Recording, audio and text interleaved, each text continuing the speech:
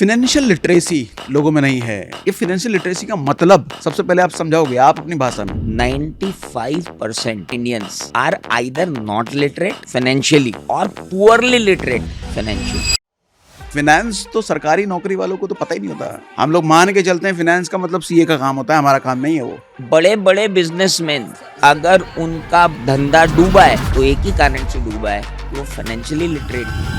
Bank फिर ऐसा धंधा क्यों करता है जब उसको लॉस हो? क्योंकि हमारा अगर फायदा हो रहा है लोन लेने में तो बैंक का तो कहीं ना कहीं नुकसान हो रहा होगा। अरे मेरे भैया, तू लाइफ कवर वहाँ 1 करोड़ का मिल रहा है इसी 10,000 में, तू यहाँ 5 लाख का दे रहा है, और जो मुझे इंटरेस्ट दे रहा है इतना तो मैं बैंक की एफडी में रख दूंगा तो भी मिल जाएगा। चार्टर्ड अकाउंटेंट कहते हैं कि हर चीज में से प्रॉफिट निकालना जानते हैं। प्रॉफिट निकालना सिर्फ बुक्स में से होता है, पैसों में से होता है, या और भी कहीं से प्रॉफिट निकालना जानते हो? चार्टर्ड अकाउंटेंट वो है, अगर उसका बच्चा बोलेगा ना कि दिवाली पे पापा 1000 की लड़ जलाएंगे, तो उसका पापा पूछेगा कि क्यों जलाएंगे, तो बोलेगा कि वो पास वाला पप्पू भी लेके आया है। तो चार्टर्ड अकाउंटेंट क्या बोलेगा मालूम? वो पप्पू जब लड़ छोड़ेगा ना तो उस पप्पू के पास सिर्फ उस लड़ में आग लगाने का अधिकार है। तो जब हमने लड़ लगाने वाला लगा रखा है तो तू अपनी गैलरी में खड़ा होकर आतिशबाजी देखना, तेरे को 1000 की लड़ देने की क्या जरूरत है? मुझे कुछ वो 2-3 गड़बड़ियां बताइए जो चार्टर्ड अकाउंटेंट करते हैं जिसकी वजह से उनको दंडित किया जाता है। 150 से 250 डिसिप्लिनरी एक्शंस होते हैं हमारे इंस्टीट्यूट में गलत चार्टर्ड अकाउंटेंट्स के खिलाफ। अगर किसी ने चार्टर्ड अकाउंटेंट की शिकायत की है council of the institute of chartered accountants of India को, जैसे कोर्ट मार्शल होता है ना, एक अच्छा सीए चुनने के लिए किसी आदमी को सीए में क्या क्या चीजें देखनी चाहिए? जो आदमी बेईमान है ना सर, मैं ये बोल रहा हूँ, अगर वो डॉक्टर होता ना तो वहाँ भी बेईमानी करता, वो इंजीनियर होता तो वहाँ भी बेईमानी करता, वो कॉन्ट्रैक्टर होता तो वहाँ भी बेईमानी करता, उसके वैल्यूज में ही कमी है। 2017 में शायद प्राइम मिनिस्टर ने भी बोला था कंपनी में जो गड़बड़ियां हो रही है इन दिनों सीए रेस्पॉन्सिबल ठहराया गया था, लेकिन उसके बाद निर्मला सीतारमन ने कई बार सीएस को के बारे में बोला भी है कि सीए की गड़बड़ी की वजह से कंपनियों में गड़बड़ी हो रही है। हम टैक्स सेविंग करवाने के लिए चार्टर्ड अकाउंटेंट हैं और टैक्स सेव करने के लिए जाने जाते हैं। With in 4 corners of law आपका टैक्स कैसे बचाया जा सकता है उसके लिए हम जाने जाते हैं। लेकिन अगर आप हमसे कहोगे कि हमारी टैक्स की चोरी ही करवा दो तो सब वो नहीं हो पाएगा। घर खरीद के रहना चाहिए या घर रेंट पे रहना चाहिए? मुकेश भाई, रतन टाटा साहब, गौतम अडानी जी, पिरामल साहब, कुमार मंगलम बिरला साहब, हम इनका रिस्पेक्ट क्यों कर रहे हैं? पैसे की वजह से कर रहे हैं। ये जो लोग हैं ना, इन्होंने भारत में उस सब्जी वाले के हाथ में मोबाइल अगर किसी ने पकड़ाया है ना तो इन्हीं लोगों ने पकड़ाया है। एक माइंडसेट ये भी होती है बहुत लोगों में, नहीं लोन नहीं लेना। मत लो, फिर आप एक काम करो, 10 साल तक आप 1 करोड़ जोड़ो, 11वें साल लेने जाओ, वो 10 करोड़ का हो जाएगा। फिर आप 10 साल रुको कि अब 10 करोड़ जोड़ लेता हूँ, 20 साल बाद वो 20 करोड़ का हो जाएगा। आप बस किराए देते रहते हो।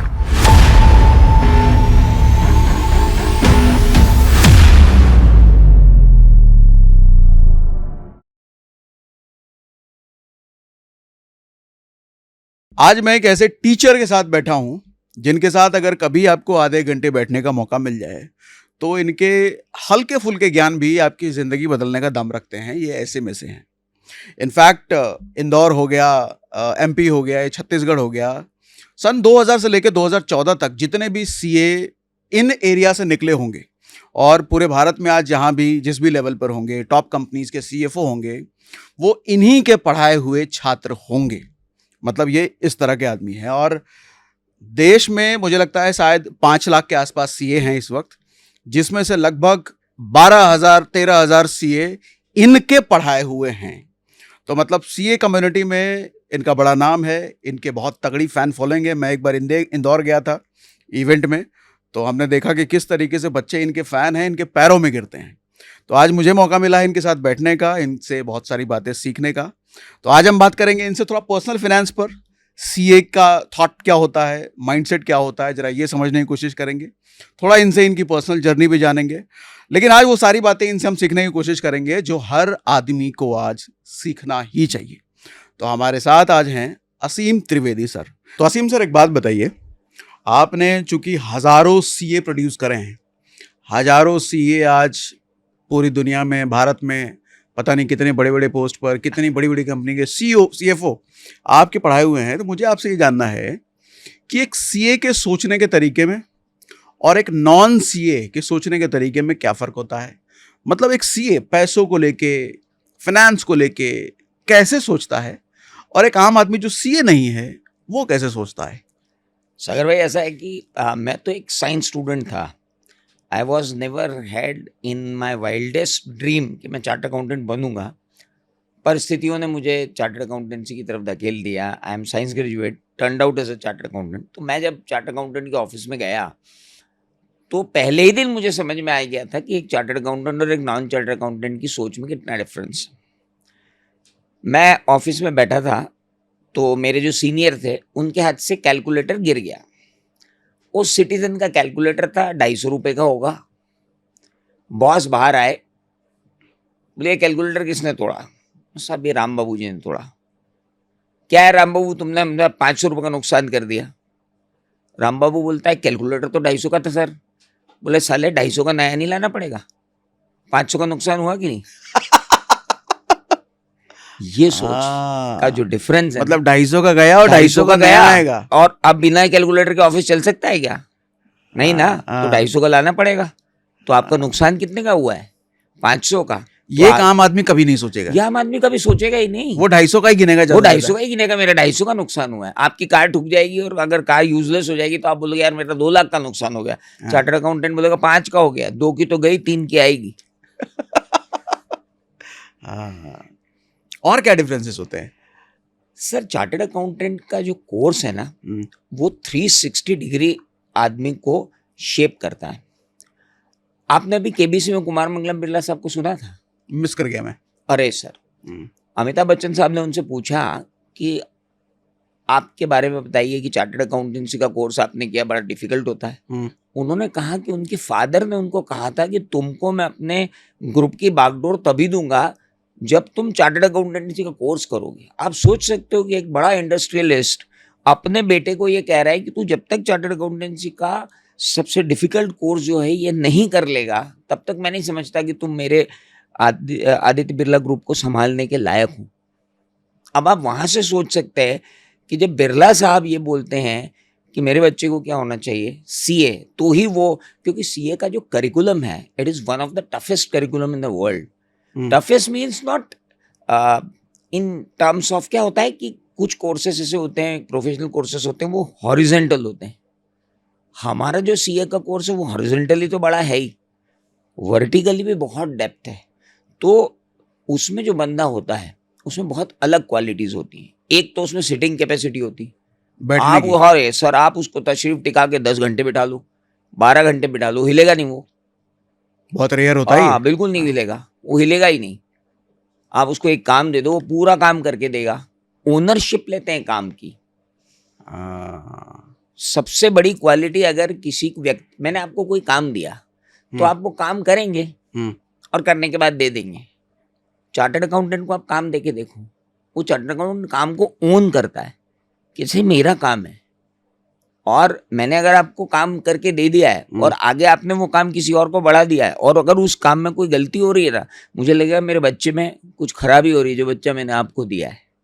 ये क्वालिटी चार्टर्ड अकाउंटेंट्स में होती है जो बाकी किसी प्रोफेशन में नहीं मिलेगी। अब ये चीज देखने को मिलता है कि आपके सीए भी आप अपने आपके सीए आपके हितों के लिए आपसे लड़ लेगा। हाँ, ये बात तो आपको डांट देगा, गलत कर रहे हो। हाँ, आप गलत कर रहे हो, क्यों? मैंने आपको इतना करके दिया और आप इसको बिगाड़ रहे हो। हाँ, इसको कहते हैं काम की ownership. That is the difference between chartered accountant and other professionals.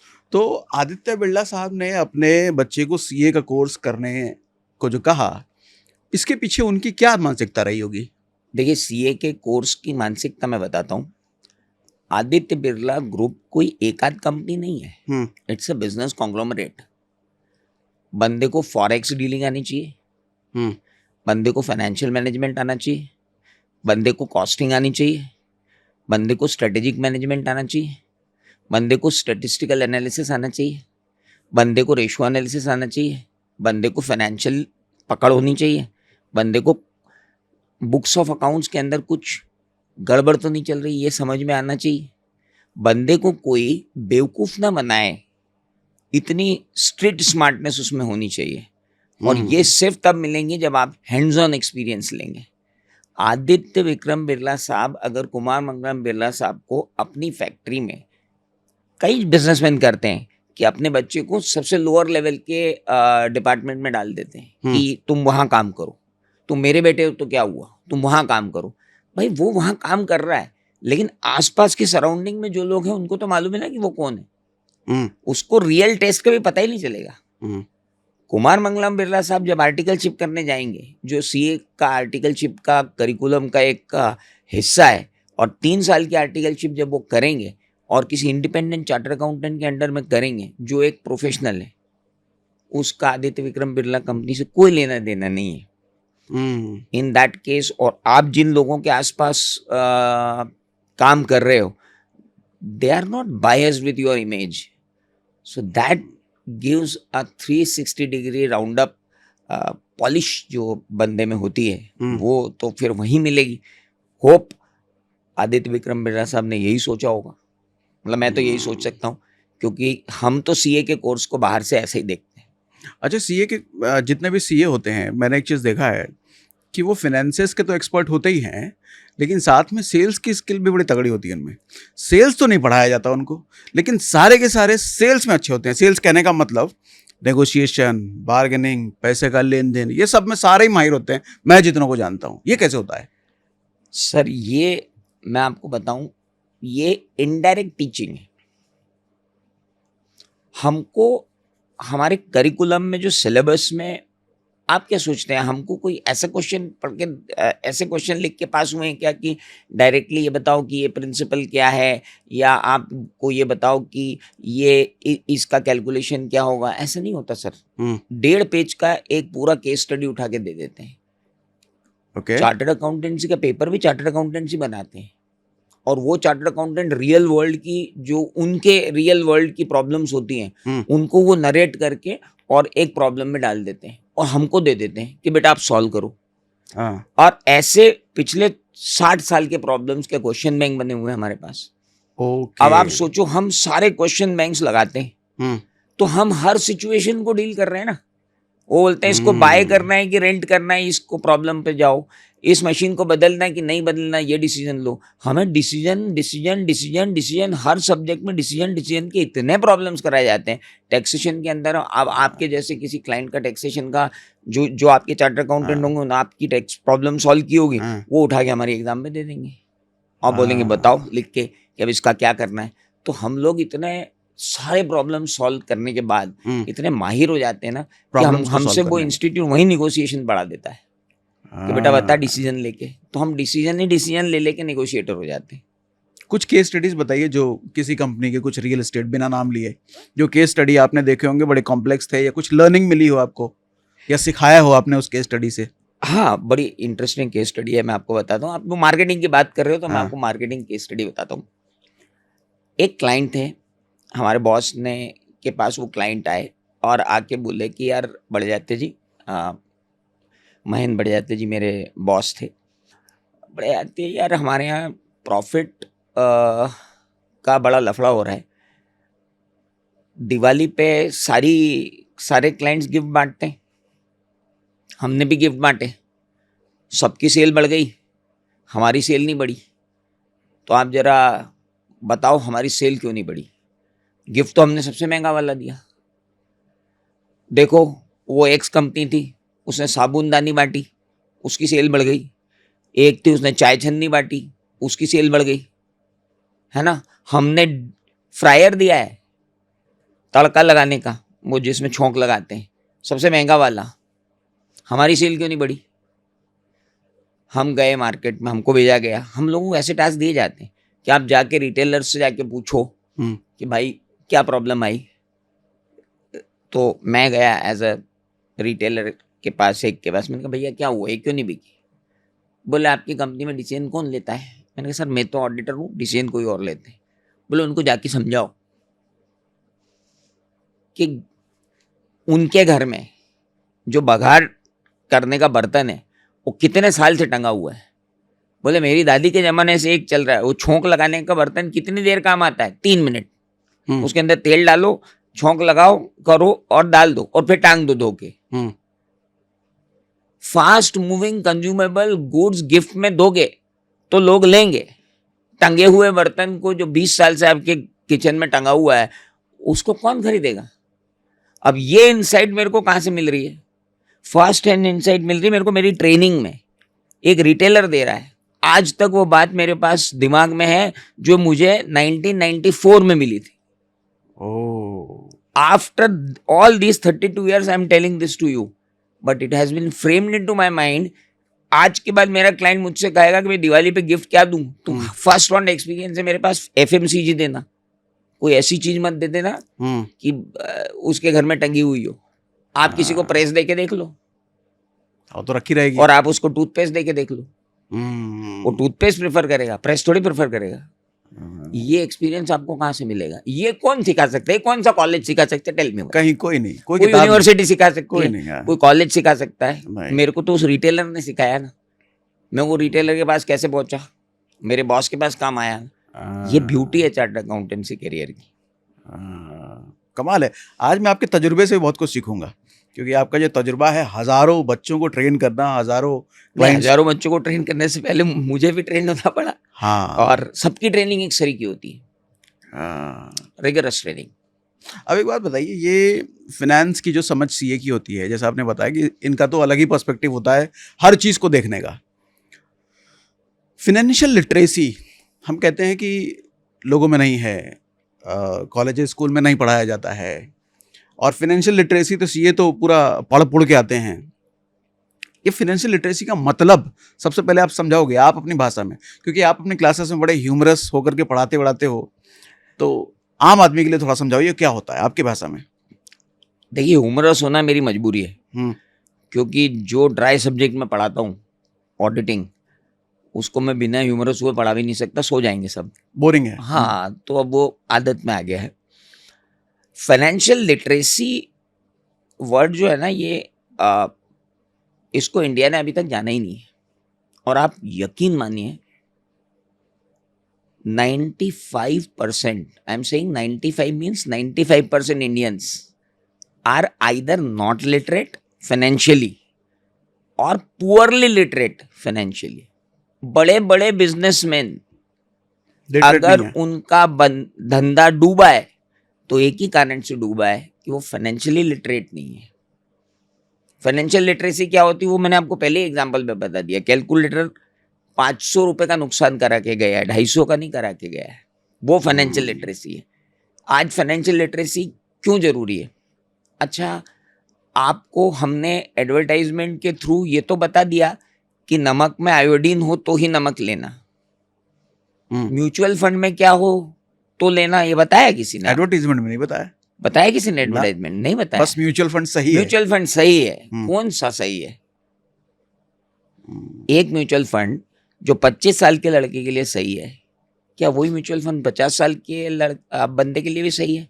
और जो 50 साल के बंदे के लिए म्यूचुअल फंड सही है, क्या वो 75 साल के बंदे के लिए भी म्यूचुअल फंड सही है? एक इन्वेस्टमेंट स्ट्रेटेजी जो 25 साल के आदमी के लिए है, how can it be right for a person of 75 years? एक की रिस्क एपेटाइट कुछ और है, एक की रिस्क एपेटाइट कुछ और है.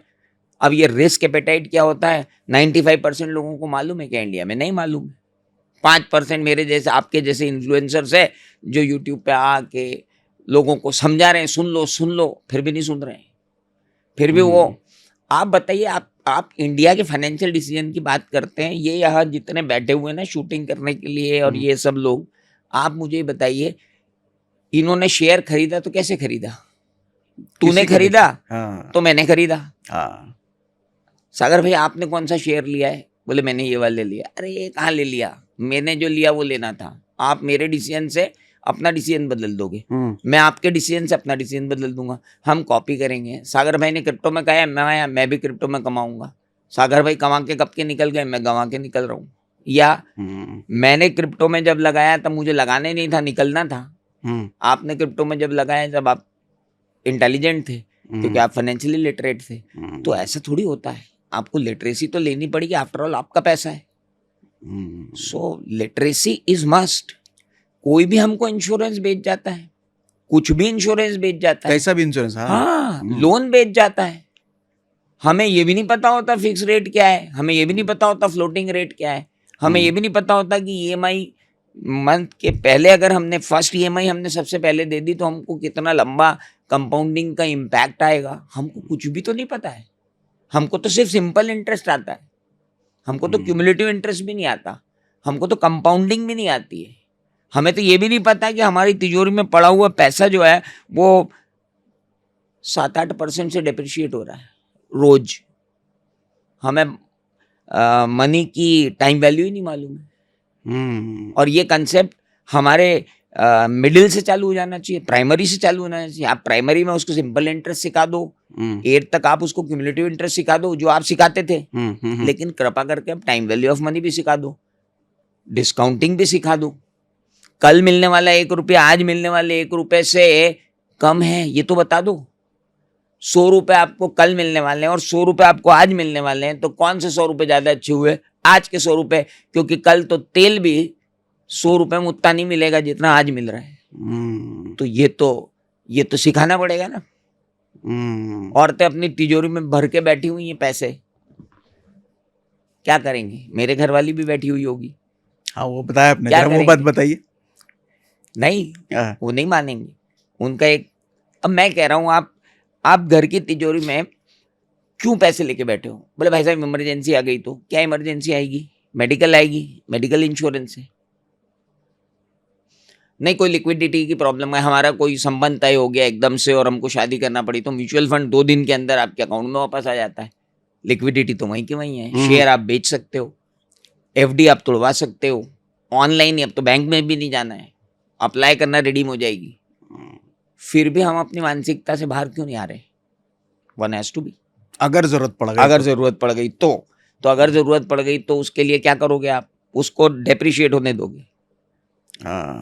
और वही पैसा अगर आप म्यूचुअल फंड में लगा दोगे, तो मैं नहीं कह रहा कि बढ़ेगा ही, 12% से तो मिनिमम जाता ही है, हमारे पुराने एक्सपीरियंस कहते हैं। मैं फिर बात बोल रहा हूँ, I am not selling mutual funds, but that is the truth. हम उससे कब तक डिनाई करेंगे? आप ही बताइए। अब आप तो इतने बड़े फाइनेंशियल इन्फ्लुएंसर हैं, देश के सारे लोग आपको जानते हैं। आप एक बार इंदौर आए थे, मुझे याद है, मैं 56 दुकान पे जब गया था तो कितने फैंस थे यार आपके। मतलब मैं इंदौर में 30 साल से हूँ, मुझे कोई नहीं पहचान रहा है और आपको जो है हुजूम लगा हुआ है। और ऐसे ऐसे बच्चे, मुझे सबसे बड़ा आश्चर्य क्या हुआ था सागर भाई मालूम? आपसे जो मिलने वाले आने वाले थे वो कौन से लोग थे मालूम है आपको? आपने क्या किया आपको खुद नहीं मालूम, मैं बताता हूँ। उसके बाद मैंने रिसर्च शुरू की और मैंने पूछना चालू किया लोगों से कि सागर सिन्हा साहब को जानते हो क्या? आपको मालूम है आपका जो फैन बेस है वो लोअर मिडिल क्लास वाला फैन बेस है, मिडिल क्लास वाला फैन बेस है, 18 से 25 का फैन बेस है। आपने वो किया है जो मैं चाहता था कभी, कि इस एज से फाइनेंशियल लिटरेसी आनी चाहिए। आपने उन लोगों को सिखा दिया है कि शेयर क्या है, आपने उन लोगों को सिखा दिया है कि म्यूचुअल फंड क्या है। आपने भारत की एक पूरी जनरेशन को जो है ना उठा दिया एक लेवल ऊपर। आपको नहीं मालूम है, मैं आपको बोल रहा हूँ आज। हाँ मैं गलत बोल रहा हूँ तो बोल दीजिए। हाँ, अनजाने में हो गया ये। तो अनजाने में चीजें होती है, सभी चीजें अनजाने में होती है। हाँ, आपने कब सोचा था कि आप फाइनेंशियल इन्फ्लुएंसर बनोगे? कभी नहीं। कभी तो सोचा होगा। वो जब सोचा तब शुरू हो गए। तो आपने मतलब बचपन से ऐसा प्लान नहीं बनाया था कि आप फाइनेंशियल इन्फ्लुएंसर बनोगे? बचपन से तो इन्फ्लुएंसर वर्ड ही नहीं होगा। और फाइनेंस, चूंकि हम लोग तो नौकरी पेशे वाले बैकग्राउंड से थे, सरकारी नौकरी वाले घर में सारे। हाँ, तो फाइनेंस तो सरकारी नौकरी वालों को तो पता ही नहीं होता, वो दूर दूर तक कहीं कनेक्टेड नहीं होता। हाँ, मतलब एक फिक्स हम लोग मान के चलते हैं फाइनेंस का मतलब सीए का काम होता है, हमारा काम नहीं है वो। हाँ, तो अब आप बताइए कि 2 मिडिल क्लास लोग, हाँ, लोअर मिडिल क्लास लोग जो अपने पास्ट में लोअर मिडिल क्लास बैकग्राउंड से होते थे, आज बैठ के फाइनेंस पे बातें कर रहे। तो आज की यंग जनरेशन को मैं ये बोलना चाहता हूँ कि ये जो आपके माता पिता, उनके माता पिता को भी बोलना चाहता हूँ यहीं से कि आप प्लान मत बनाइए बच्चे के लिए। इतने भी प्लान मत बनाइए कि वो बच्चा जो है प्रेशर में आ जाए। हम 2 लोग यहाँ बैठे हुए हैं आपके सामने, हमने भी बहुत प्लान बनाए थे, पर हमारी जिंदगी ने हमारे लिए उससे भी बड़े प्लान बनाए थे। तो अगर एक प्लान फेल हुआ, आपके कितने प्लान फेल हुए बताइए ना? बहुत सारे प्लान। कौन कौन से? देखो, जब स्कूल में थे हाँ, तो पायलट बनने का सोचा था। कॉलेज आते आते सोचा कि डॉक्टर बन जाएंगे। अच्छा, कॉलेज सब निकलते निकलते कुछ और सोच रहे थे, लेकिन कॉलेज से निकलने के बाद बन गए इंजीनियर। डॉक्टर बनने का सोचा था, बन गए इंजीनियर। अच्छा, इंजीनियर जब बने तो सोचा था टॉप क्लास का इंजीनियर बनेंगे, कुछ साल बाद पता चला कि इंजीनियर्स का ज़्यादा कुछ होने वाला है नहीं, तो अब इंजीनियर से निकलने का सोचने लग गए। तो मतलब हर 1-2 साल में ज़िंदगी के नए नए पहलू सामने आते गए, फिर समझ में कुछ और आता गया कि हम जो सोच के बैठे थे वो नहीं था, रियलिटी कुछ और है। फिर 2 साल बाद पता चला अरे वो भी रियलिटी नहीं थी, रियलिटी कुछ और है। तो ज़िंदगी हर 2 साल में कुछ नया सिखाती चली गई। तो जैसे जैसे ज़िंदगी नई नई चीज़ें देती चली गई, सोच बदलती गई, आइडियाज़ बदलते गए, डिसीजन बदलते गए। और अगर आपको बचपन से आपके माता पिता भर देते, जो नहीं भरा, हाँ, अगर भर देते कि तुझे तो डॉक्टर ही बनना है, तुझे तो डॉक्टर ही बनना है, तुझे तो डॉक्टर ही बनना है, खाली नाम के आगे डॉक्टर ही नहीं लगाया उन्होंने, बस यही गनीमत समझी, अगर इतना प्रेशर डाल देते तो ये जो आप हर 2 साल में अपना पैटर्न बदल रहे थे ना, या पैटर्न बदल ही नहीं पाते, क्योंकि आपको सांचे में भर दिया जाता है कि तू डॉक्टर बनेगा, तू आईआईटी बनेगा, तू बैंकर बनेगा, तू इन्वेस्टमेंट बैंकर बनेगा। मैं माँ बाप से बोलना चाहता हूँ कि बच्चों पे से प्रेशर हटाओ। जिस जनरेशन से हम दोनों आते हैं वहाँ पे सिर्फ 3 ही कैरियर थे, एक था सरकारी नौकरी, एक था डॉक्टर और एक था इंजीनियर, चौथा तो कैरियर ही नहीं मालूम था हमको। हाँ, और अगर आप बिहार यूपी में हो तो आईएएस आईपीएस। हाँ, हमको तो एमपी में तो आईएएस आईपीएस वाला कोई कल्चर ही नहीं था। हाँ, बिहार यूपी में। हाँ, बिहार, एमपी में नहीं था। हाँ, एमपी में तो हम ज्यादा से ज्यादा व्यापारी बन जाते। हाँ, ज्यादा से ज्यादा दैट वाज ओनली 4 ऑप्शन थे। हाँ। अब आज बच्चों के पास 50 कैरियर ऑप्शन है और फिर भी माँ बाप परेशान है, इसको तो आईआईटी में ही भेजना है और उसको फ्रेम कर दो आप कि ये तो आईआईटी में ही जाएगा। कैसे काम करेंगे? फाइनेंशियल लिटरेसी तो दूर, ये लिटरेसी भी चाहिए। अच्छा, अभी आप कुछ चीज़ें कह रहे थे कि कल का 100 रुपया से ज़्यादा बेहतर है आज का 100 रुपया आ जाना, और 2-3 चीज़ें आपने बोली थी, मुझे एग्जाम्पल के जरिए समझाइए सबको, चलिए कुछ केस स्टडीज के जरिए, जो कुछ भी एग्जाम्पल हो सके। मान लो आपने एक कार खरीदी, फॉर एग्जाम्पल उस कार के आपको देना पड़ रहे हैं 3,17,000 over a period of 3 years, है ना? और उस कार के आपको आज अगर देना पड़ रहे हैं, ये बहुत अच्छा एग्जाम्पल लिया ना, इसमें सवाल निकलने शुरू हो गए मेरे मन में। हाँ, हाँ, आपको मैं ऑप्शन दे रहा हूँ, मैं ये कार आपको बेच रहा हूँ, आप मुझे over a period of 3 years, पहले साल आप 1 लाख दे देना, ठीक है, दूसरे साल भी आप 1 लाख दे देना, तीसरे साल आप मेरे को 1,17,000 रुपीज दे देना, और मैं आपसे 16% इंटरेस्ट चार्ज कर रहा हूँ। अब मेरा एग्जाम्पल समझना, 16%। हाँ, मैं 16% का इंटरेस्ट चार्ज कर रहा हूँ आपसे, लेकिन आपकी ईएमआई क्या है? पहले साल 1 लाख, दूसरे साल भी 1 लाख और तीसरे साल 1,16,000। एक तो ये ऑप्शन है। दूसरा ऑप्शन ये है कि आज आप मुझे 2,35,500 पे करो और कार ले जाओ। 2 ऑप्शन है आपके पास, कौन सा ऑप्शन चुनोगे? ये मुझे लगता है व्यक्तिगत होगा, लेकिन मैं अपनी अगर बात करूं तो मैं लोन लेना पसंद करूंगा। हाँ, क्योंकि मुझे आज पूरा पैसा नहीं देना पड़ रहा है। क्योंकि आप फाइनेंशियली लिटरेट हो। अच्छा, हाँ, इसलिए आप बोल रहे हो कि मैं 3,17,000 में कार नहीं लूंगा। 81,500 का कोई इंटरेस्ट देता है क्या? हाँ, 3 साल में 81,500 का इंटरेस्ट दूंगा क्या? मैं नहीं दूंगा। आज ही ले लो 2,35,500, आप आज ले लोगे। हाँ, पूरा पैसा आज ही देते पूरा हैं, आज देते। इंटरेस्ट नहीं भरेंगे। हाँ, अब आप मुझे बताओ, आज आपको कितना देना पड़ रहा है? 1 लाख। फिर उसके अगले साल कितना देना पड़ रहा है? 1 लाख। फिर उसके अगले साल कितना देना पड़ रहा है? 1,17,000। जो 3 साल बाद 1,17,000 देना पड़ रहा है ना, वो 1,17,000 नहीं है, उसकी डिस्काउंटिंग होगी 16% से। हाँ, जो 2 साल बाद आप 1 लाख दे रहे हो ना, दूसरे साल जो 1 लाख दे रहे हो, वो 1 लाख नहीं है, वो 16% से डिस्काउंट होगा। 1 लाख तो सिर्फ वो है जो आज आप दे रहे हो, क्योंकि कल जो आप 1 लाख दे रहे हो वो 1 लाख नहीं दे रहे हो, उसकी परचेसिंग पावर कम हो गई है। हाँ, और फिर जो 1,17,000 दे रहे हो ना, वो 1,17,000 नहीं है, उसकी भी परचेसिंग पावर कम हो गई है।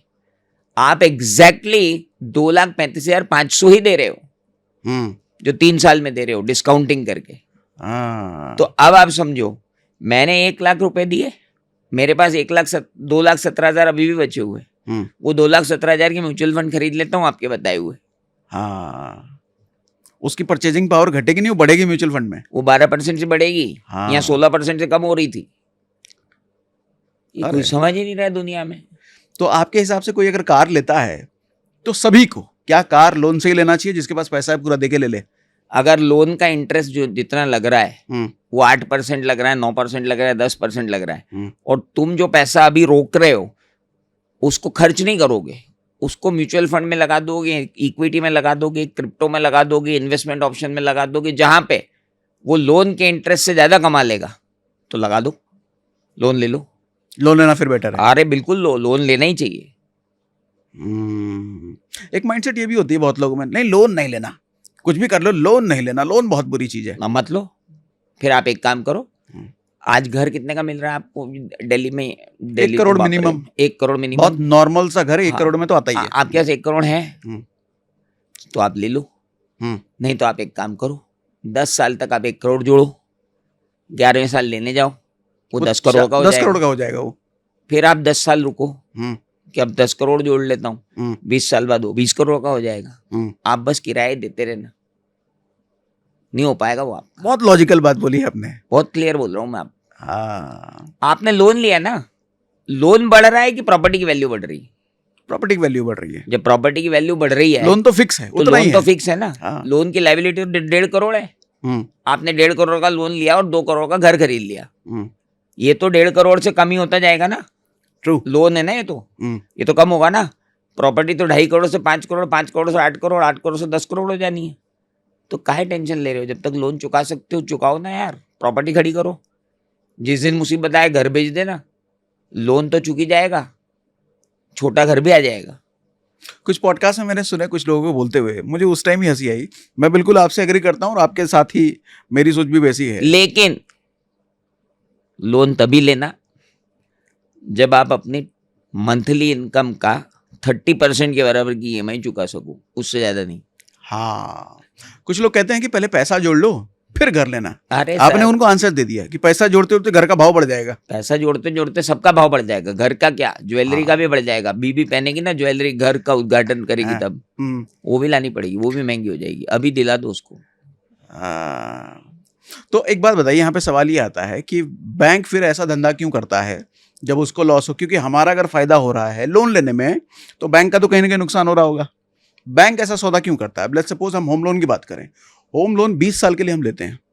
20 साल के लिए हमने होम लोन लिया, हमको पता है कि इन्फ्लेशन 6-7%, 8% के रेट से बढ़ रहा है, और रियल इन्फ्लेशन अगर देखा जाए तो 10-12% से बढ़ रहा है। बैंक लोन, होम लोन हमको 7% में दे रहा है। हाँ, तो एक तरह से बैंक अपना नुकसान कर रहा है। क्यों? बैंक आपसे एफडी तो 5% में ले रहा है ना। हाँ, बैंक कौन सा पैसा छाप रहा है? हाँ, एक से लेता है दूसरे को देता है। लेकिन लोन वो 7 पे क्यों दे रहा है? कौन? होम लोन 7% पे होम लोन देने में नुकसान नहीं है बैंक का? नहीं, क्यों नुकसान है? 3% का तो उनको फिर भी गेन है ना, उनका थोड़ी पैसा है वो। आपका पैसा रोटेट कर रहे हैं ना सर, हमारा पैसा थोड़ी है वो, बैंक का कमाया हुआ पैसा थोड़ी है। आपसे 4% पे लिया, मेरे को 7% पे दे दिया, 3% में तो मजे होगा। उनको करना बीच क्या का है? मार्जिन कमा लिया ना, बीच का एक तरह margin जैसे ही तो ब्रोकर कमाना कमाता है, है। उनके थोड़ी इधर पैसा से है। माल लिया, उधर बेचा, बीच का मार्जिन हाँ, कमा लिया। बिल्कुल, उनका थोड़ी पैसा है। हाँ, कमाल है। एक पैसा लाइन तो में मेरा आपने, और आपका है। एक लाइन में आपने बैंक का बिजनेस बता दिया। ठीक है। अच्छा, अब ये बताओ सर कि जैसे हम फाइनेंशियल लिटरेसी की बात कर रहे हैं, तो आपके हिसाब से फाइनेंशियल लिटरेसी, जैसे मैं क्या देखता हूँ कि इंश्योरेंस वाले के पास आप जाओ, वो इंश्योरेंस वाला इंश्योरेंस लेना फाइनेंशियल लिटरेसी बताएगा। म्यूचुअल फंड वाले के पास जाओ, म्यूचुअल फंड खरीदना, म्यूचुअल फंड में इन्वेस्ट करना फाइनेंशियल लिटरेसी बोलेगा। आप प्रॉपर्टी वाले के पास जाओ, वो बोलेगा प्लॉट खरीदना, फ्लैट खरीदना फाइनेंशियल लिटरेसी है। हर दुकानदार अपना अपना प्रोडक्ट बेचने के लिए अपने अपने प्रोडक्ट के इर्द गिर्द फाइनेंशियल लिटरेसी बताता है। असल फाइनेंशियल लिटरेसी किधर है? सर, असल फाइनेंशियल लिटरेसी तब है जब हम उस प्रोडक्ट को समझें। सबसे पहले जब LIC आया था तो क्यों आया? भैया आप मर गए तो आपके परिवार को लाइफ इंश्योरेंस का जो कवर है वो हम आपको देंगे। वो आज भी जिंदा है, जिसको हम टर्म इंश्योरेंस के नाम से जानते हैं। बेसिक फंडामेंटल तो वही था कि आप आज 10,000 दो, अगर आप निपट गए तो 1 करोड़ आपके घर वालों को मिल जाएगी। और जैसा बीमा गाड़ियों का होता है ऐसा आपका भी होगा, और ये आज भी अवेलेबल है। लेकिन आज भी सबसे कम बिकने वाला प्रोडक्ट वो है इंश्योरेंस नहीं, टर्म इंश्योरेंस। अच्छा, ऐसा डेटा है क्या? आप देखो, टर्म इंश्योरेंस कम बिक रहा है क्योंकि जो सेविंग बेचने वाले वाले इंश्योरेंस ज्यादा ले रहे हैं। बेचने वाले वो क्या बेच रहे हैं? आप 10,000 रुपए दो, आपका लाइफ कवर 3 लाख, हम्म, और आपको 10 साल बाद हम 5% का रिटर्न भी दे देंगे। 10 साल बाद 5% से एक्यूमुलेट करके आपको रिटर्न का रिटर्न मिल जाएगा, आपकी लाइफ कवर हो गई। अब बढ़िया काम हो गया। वो तो देखो सिर्फ लाइफ ही कवर दे रहे, हम आपको लाइफ कवर भी दे रहे, हम आपको इन्वेस्टमेंट भी करके दे रहे हैं। अरे मेरे भैया, तू लाइफ कवर वहाँ 1 करोड़ का मिल रहा है इसी 10,000 में, तू यहाँ 5 लाख का दे रहा है ना, और जो मुझे इंटरेस्ट दे रहा है इतना तो मैं बैंक की एफडी में रख दूंगा तो भी मिल जाएगा।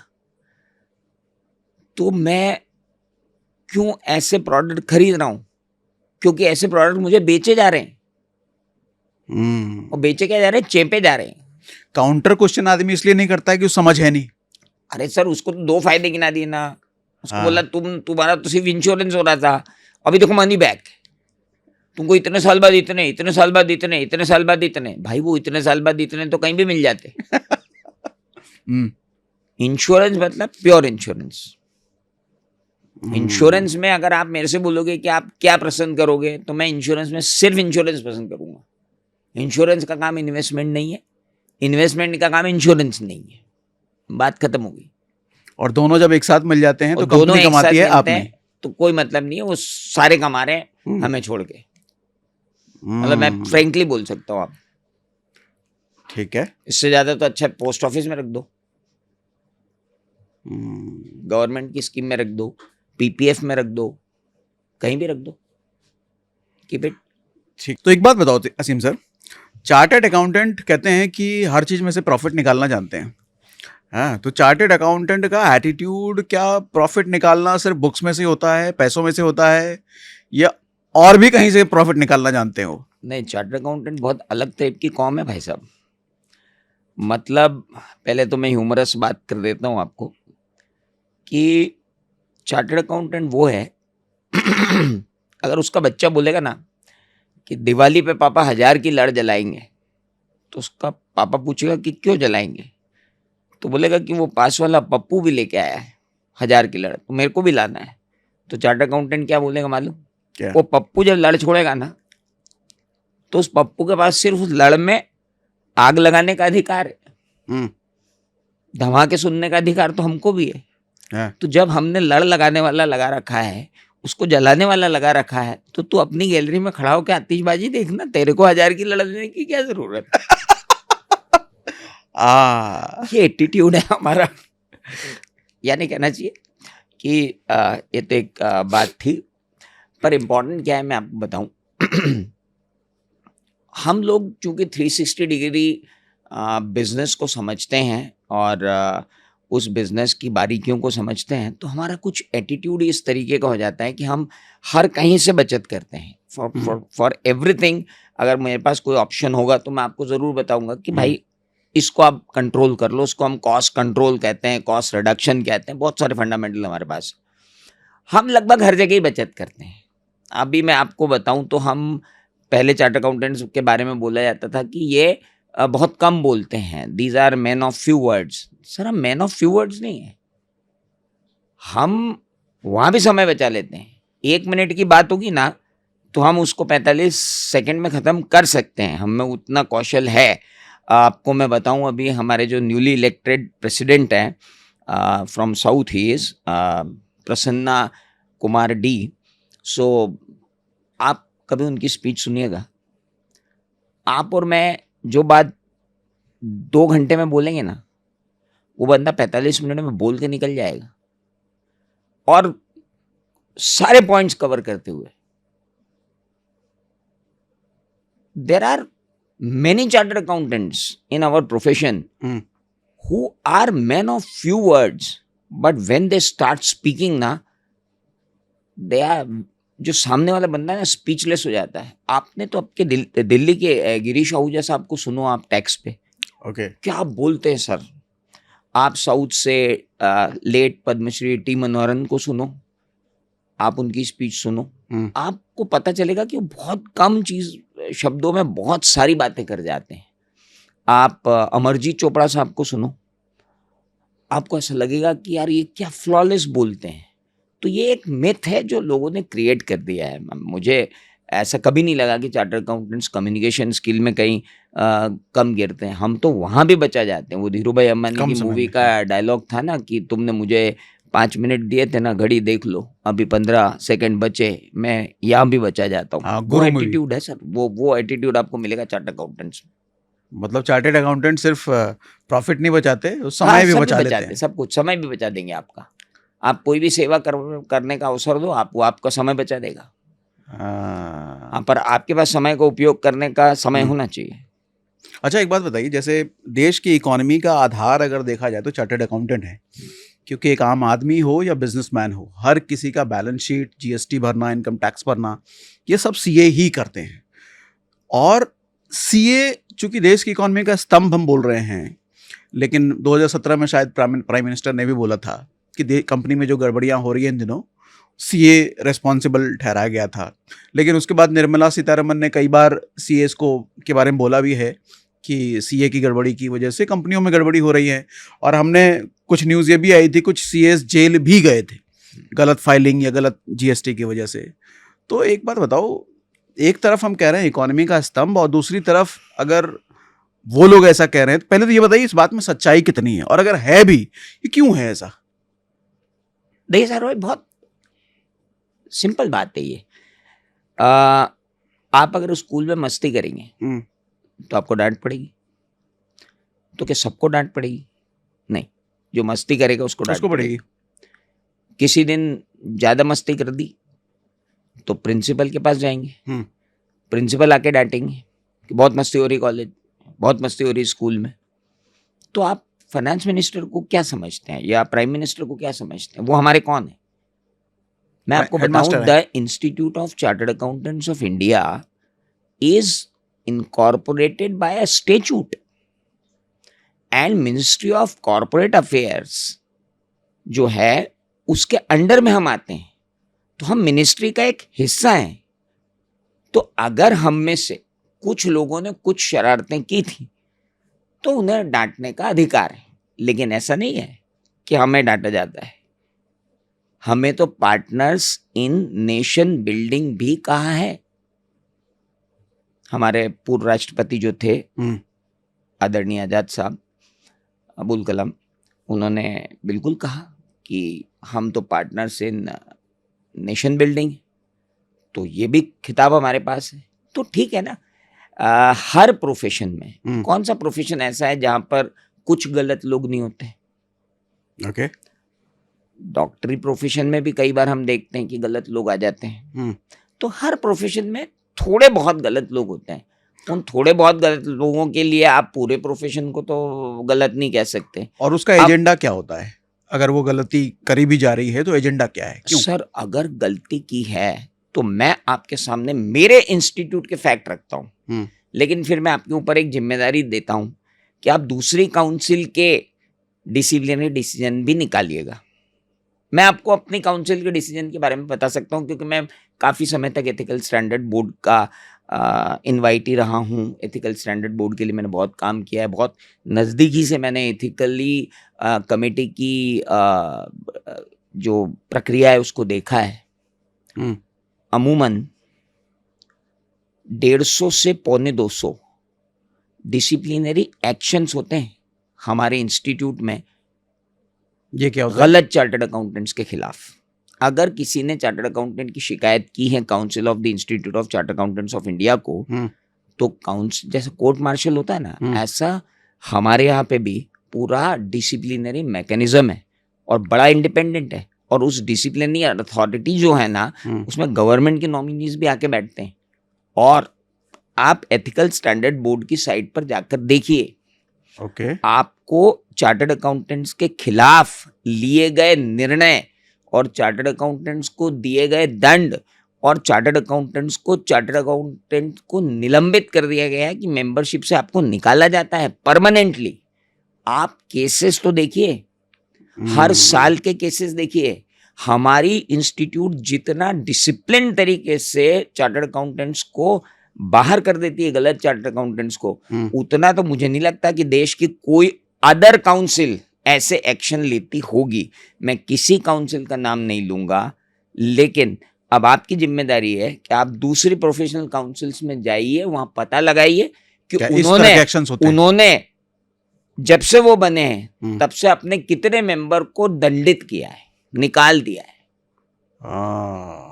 आप हमारी डिसिप्लिनरी मैकेनिज्म तो देखिए, हम बोलते नहीं हैं, हम सामने नहीं आते हैं, तो इसका मतलब ये थोड़ी है कि हम नहीं है। आप इंडियन इकोनॉमी में हमारे कंट्रीब्यूशन क्या मानते हैं?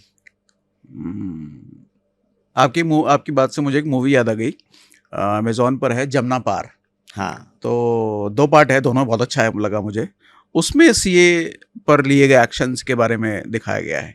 सीए के खिलाफ एक्शंस होते हैं, बिल्कुल होते हैं, डिसिप्लिनरी एक्शंस होते हैं, और हम लोग पालन भी करते हैं, एथिक्स का बिल्कुल पालन करते हैं।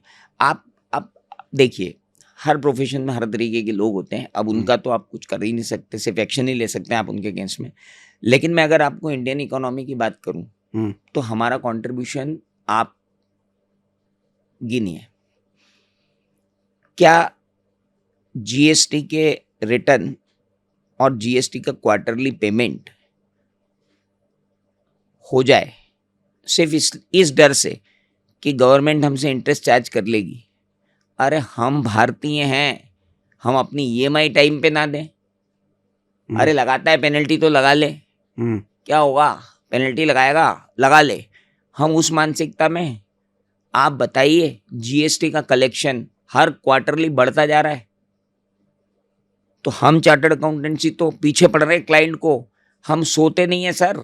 आप जीएसटी की लास्ट डेट पे चार्टर्ड अकाउंटेंट के ऑफिस में जाके देखिए, रात को 2-2 बजे तक वो क्लाइंट के पीछे पड़ पड़ के रिटर्न भरवा रहा है। हमारी साइलेंट मेहनत हो रही है, वो किसी को नहीं दिख रही है। 4 चार्टर्ड अकाउंटेंट्स ने कोई गलती कर दी तो उसके लिए लेके आप हमको डांट सकते हो, तो डांटो सर, आपका अधिकार है। लेकिन आप ये भी तो देखो कि इंडियन इकोनॉमी में हम कहाँ खड़े हैं। हम इंडियन इकोनॉमी के पिलर हैं, और हमें दावे के साथ कह सकते हैं कि हम इंडियन इकोनॉमी के पिलर हैं, क्योंकि हमारे चार्टर्ड अकाउंटेंट भाई रात को 2-2 बजे तक चेक कर, इनकम टैक्स की साइट कभी नहीं चल रही है, कभी जीएसटी की साइट झोलझाल हो रही है, वो बेचारा संघर्ष कर रहा है, क्लाइंट को रिटर्न अपलोड नहीं हो रहे हैं, वो उनको समझा रहा है कि इसको इस तरीके से अपलोड कर लो। सारे रिटर्न अपलोड होते हैं, उसके बाद चार्टर्ड अकाउंटेंट जाके सोता है, और ये हर क्वार्टर में होता है, हर मंथ में होता है, डेट्स पे डेट्स बढ़ जाती हैं, हर बार होता है। तो chartered accountants are doing their work very honestly. अभी किसी को कुछ कहना है तो कहे। मुझे कुछ वो 2-3 गड़बड़ियां बताइए जो चार्टर्ड अकाउंटेंट करते हैं, जिसकी वजह से उनको दंडित किया जाता है। वो क्या गड़बड़ियां वो करते हैं? टॉप 3 गड़बड़ी। देखिए, टॉप 3 गड़बड़ियां तो क्या है सर, गड़बड़ियों का तो क्या है, बेईमानी तो किसी भी तरीके से की जा सकती है।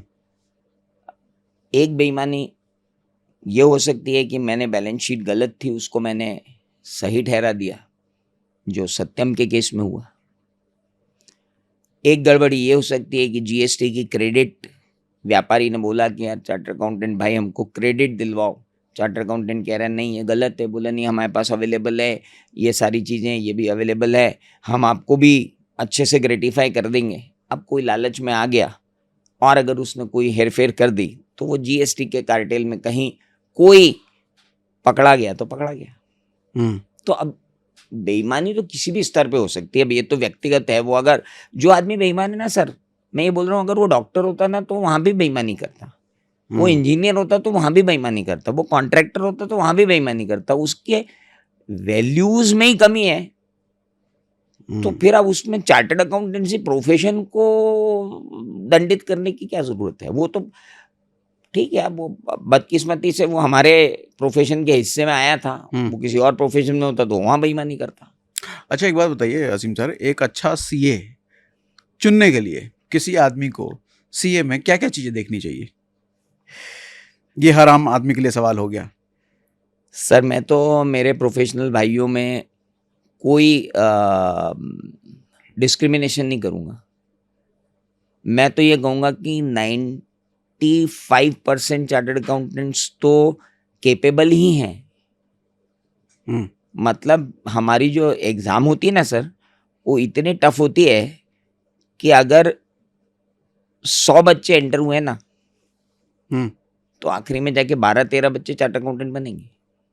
12-13 भी मैंने ज़्यादा बोल दी, तो वो इतने छन के आए ना कि मैं उनके लिए ये नहीं कह सकता कि इससे काम करवाओगे ये अच्छा काम कर देगा, उससे काम करवाओगे वो अच्छा काम कर देगा, उससे काम करवाओगे वो अच्छा काम करो, वो सभी अच्छा काम करेंगे। बट क्या बेसिक क्वालिटीज देखनी चाहिए किसी आदमी को सीए में? सर बेसिक क्वालिटी है, इसीलिए वो चार्टर्ड अकाउंटेंट है। वो तो अच्छा। क्वालिटी प्रोडक्ट ही है। तो आप कह रहे हो कि आदमी को कोई भी सीए पकड़ लेना चाहिए? आप किसी भी सीए के पास जाओ, अगर वो सीए है तो बस अच्छा ही सीए होगा। है तो अच्छा ही है। अच्छा, तो एक बात बताइए, हर आदमी की एक्सपेक्टेशन सीए से ये होती है कि मेरा पैसा बचा देगा ये, है ना? हर पैसा- बिजनेसमैन भी सोचता है, सैलरी वाला आदमी भी सोचता है। देखिए मैं बहुत सही बात बोल रहा हूँ आपको। एक होता है टैक्स बचाना और एक होता है टैक्स चुराना। मैं यही पूछने वाला था हाँ, कि there are आदमी two की terms. एक्सपेक्टेशन क्या होनी चाहिए सीए से? Tax saving and tax evasion, दो अलग अलग चीजें हैं। ठीक है।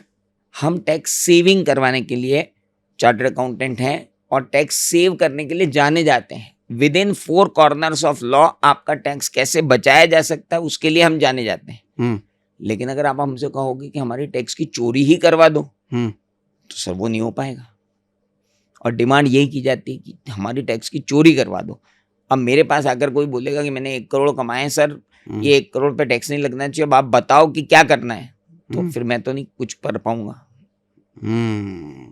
लेकिन आप ये मेरे से बोलोगे कि 1 करोड़ रुपए मैंने कमाए, मेरा टैक्स कैसे कम हो सकता है, तो मैं आपको 4 इन्वेस्टमेंट ऑप्शन बता दूंगा, मैं 4 स्कीम बता दूंगा जो गवर्नमेंट ने आपको दे रखी है जिसके कारण आपका टैक्स कम हो सकता है। वो तो मैं कर सकता हूँ। एक ये बड़ी वो तो कॉमन बड़ा चीज लीगल है, है। ये बड़ी कॉमन चीज है कि टैक्स बचाने के लिए इन्वेस्टमेंट ऑप्शन ही सजेस्ट किए जाते हैं। क्या यही तरीका है, बस इन्वेस्टमेंट कर लो टैक्स बच जाएगा? ये इसीलिए आप गवर्नमेंट से पूछो ना, एक क्योंकि सच्चाई ये भी है। गवर्नमेंट क्या करती है, हम्म, गवर्नमेंट एक जगह से आपका टैक्स अगर कम कर रही है तो दूसरी जगह गवर्नमेंट को पैसा चाहिए ना, ताकि वो वहां लगा के वहां से कमा लेगी। तो आपको बोलेगी एक काम करो इसमें इन्वेस्ट कर दो। अब जिसमें आप इन्वेस्ट करोगे वो गवर्नमेंट के पास ही जाना है, गवर्नमेंट उसको वहां से यूज कर लेगी, तो इनडायरेक्टली तो गवर्नमेंट इधर से उधर करेगी ना। वो क्या तो यही वजह है कि हर सीए इंश्योरेंस एजेंट भी होता है? नहीं, सीए इंश्योरेंस एजेंट नहीं होता, बट सीए बताता है कि आपको इंश्योरेंस लेना है। अब अगर किसी ने पूछा कि कौन सा बेस्ट है, तो यार ये बताना तो हमारा धर्म है ना कि कौन सा इंश्योरेंस आपके लिए बेस्ट है। तो हम इंश्योरेंस एजेंट थोड़ी हो गए। लेकिन हर सीए के पास एक इंश्योरेंस एजेंट फिक्स होता है। देखिए इंश्योरेंस एजेंट फिक्स नहीं होता, इंश्योरेंस सेंटर्स होते हैं। अब कोई क्लाइंट पूछेगा कि इंश्योरेंस मैं कहाँ कराऊं, तो हम बोलेंगे देखो हमारी पहचान के तो ये हैं, आप इनसे करा लो। पर इसका मतलब ये तो नहीं है कि मैं उस इंश्योरेंस एजेंट से कोई कट लेने वाला हूँ। यहाँ पे मेरी इनकम भगवान की दया से इतनी तो है कि मुझ में मतलब उससे भी कट ले लूं, ये तो, और उसके इथिक्स को भी मैं बर्बाद कर दूं। सीएस में देखता हूँ, मेरे पास कोई प्रूफ नहीं है, लेकिन देख में ऐसा लगता है कि वो शायद कटवट लेते होंगे। ऐसा होता है क्या? नहीं सर, वो क्या है कि एक कंसेप्ट है। मैं आप चार्टर्ड अकाउंटेंट की इनकम को आप क्या समझते हैं? हाँ, ये भी सवाल है मेरा। आप ये एक बताइए चार्टर्ड ना, अकाउंटेंट कितना कमाते एक चार्टर्ड अकाउंटेंट की इनकम को आप कैसा, अब लालची का तो कुछ नहीं कर सकते ना सर। वो लालची तो अपने यहाँ काम करने वालों को भी पैसे नहीं देगा। हाँ। वो तो अब उसके तो कल्चरल डिफेक्ट है उसका, उसका आप वैल्यू का ही डिफेक्ट है उसका, तो उसके संस्कारों में ही वायरस लगा हुआ है, तो आप उसका कुछ नहीं कर सकते। पर आप मेरे को बताओ ना, आप अगर 12 लाख रुपए साल कमा रहे हो, 25 लाख रुपए साल की आपकी प्रैक्टिस है, तो आप किसी इंश्योरेंस एजेंट को बाहर बैठा के साल भर में उससे 50,000 रुपये और कमा लोगे। इससे ज्यादा क्या कमाओगे? ठीक है, बताओ ना आप मेरे को।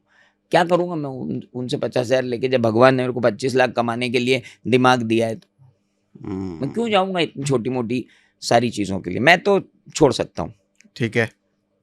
तो एक सीए की वैसे एवरेज कमाई क्या होती है? क्या अलग अलग जगह पर अलग अलग कमाई होती है सीए की? हाँ भाई, जिस इकोनॉमिक जोन में आप बैठे हो, हाँ, उस इकोनॉमिक जोन के हिसाब से आपकी कमाई होगी। आप अगर कलकत्ता की साइड बैठे हो, उड़ीसा में बैठे हो, कुछ ऐसी स्टेट्स में बैठे हो जो मतलब इंडस्ट्रियल कैपिटल नहीं है, तो वहाँ का काम उस हिसाब से होता है। अब आप मुंबई में बैठे हो, आप गुड़गांव में बैठे हो, आप नोएडा में बैठे हो, आप दिल्ली में बैठे हो, आप जयपुर में बैठे हो, आप जोधपुर में बैठे हो, आप इंदौर में बैठे हो, तो आपकी कमाई डेफिनेटली अलग होगी। जिस तरीके के क्लाइंट की तासीर होगी उस तरीके की आपकी कमाई होगी। सीए का जो एग्जाम होता है ना, भारत में one of the toughest exam है, जो शुरुआत में आपने भी जिक्र किया था, हाँ, यूपीएससी टफेस्ट के क्या है? लेवल के। देखिए, मेरा पर्सनल ये मानना है कि intelligence doesn't matter in CA.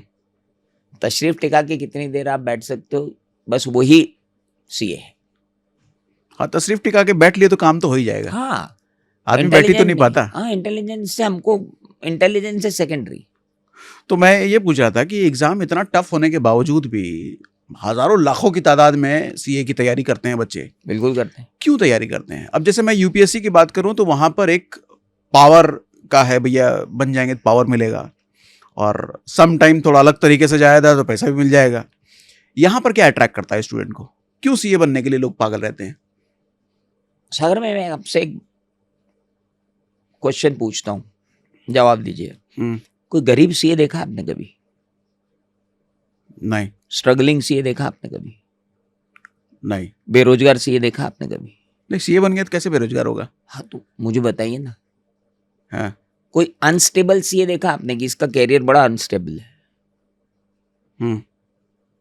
सभी कमा रहे, तो लोगों को भी तो दिखता है ना। नहीं, कमाते तो बहुत सारे लोग हैं। हाँ, लेकिन उनकी कमाई क्या ऐसी होती है कि आदमी दिन रात कई सालों तक लगा रहे? सर देखिए, 2-3 चीजें हैं सीए के अंदर। कमाई अपनी जगह है, लेकिन मेरे नाम के आगे अगर ये 2 वर्ड लगे ना सीए, तो उसका एक सोसाइटी में स्टेटस भी अलग है। और स्टेटस प्लस मनी का जो ये ब्लेंड है, ये आपको हर कहीं नहीं मिलेगा। मतलब आज मैं आपके सामने बैठा हूँ, अगर मेरे नाम के आगे सीए नहीं लगा होता तो भी मैं यही बातें कर रहा होता। लेकिन मेरे नाम के आगे सीए लगा है, तो सुनने वालों को भी वेटेज मिलेगा, और आप भी मुझे बुलाएंगे कि यार तुम्हारे नाम के आगे सीए लगा है तो तुम कुछ तो होंगे। तो ये जो मैं एंजॉय कर रहा हूँ, इस एंजॉयमेंट के लिए ही बंदा सीए करता है। और मैं आपको बताऊं, जो सीए नहीं कर पाते ना, वो पूरी जिंदगी अपने आप को सीए से बेटर साबित करके बताते हैं कि हम सीए से ज्यादा कमा रहे हैं। भाई, अगर आप ज्यादा कमा रहे हो तो बता क्यों रहे हो? क्योंकि आपके अंदर कहीं ना कहीं टीस है कि मेरे को वो स्टेटस नहीं मिला सोसाइटी में। तो जो स्टेटस है ना सीए का, सेकंड टू नन। सोसाइटी में आप खड़े हो जाओ। एक नंबर मैं आपसे जानना चाहूंगा कि मिनिमम एक सीए की कमाई इतने से शुरू होती है, और मैक्सिमम एक सीए की कमाई इतनी हो सकती है एथिकली? मैक्सिमम एथिकली तो मैं बता भी नहीं सकता। और आप सोच भी नहीं सकते ऐसा। हाँ, राकेश झुनझुनवाला साहब की कितनी थी वो आप बता दो। लेकिन वो सीए प्रैक्टिस करके नहीं हुई ना। सीए प्रैक्टिस करके नहीं हुए। हाँ, सीए तो थे। हाँ, है ना। सीए प्रैक्टिस से कितना बन सकता है?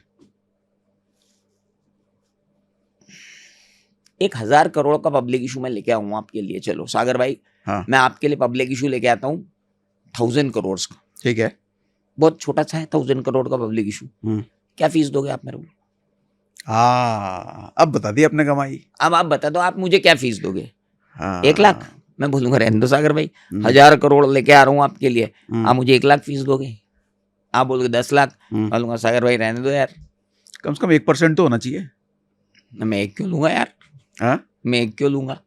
मैं बोलूंगा मैं ओवर सब्सक्राइब, मतलब होना चाहिए आपका तो, और आपका तो ओवर सब्सक्राइब होने वाला है। रिफंड करेंगे 10%। नहीं, 10% तो कोई नहीं देगा। बट हाँ, मैं अभी इसको डिस्क्लोज नहीं करना चाहूंगा। पर आप समझ लीजिए फिर, मतलब कमाई का कोई एंड नहीं। ये सुनना चाह रहा था। आपको मॉल बनाना है ना? आपको फाइनेंस करवाना है ना?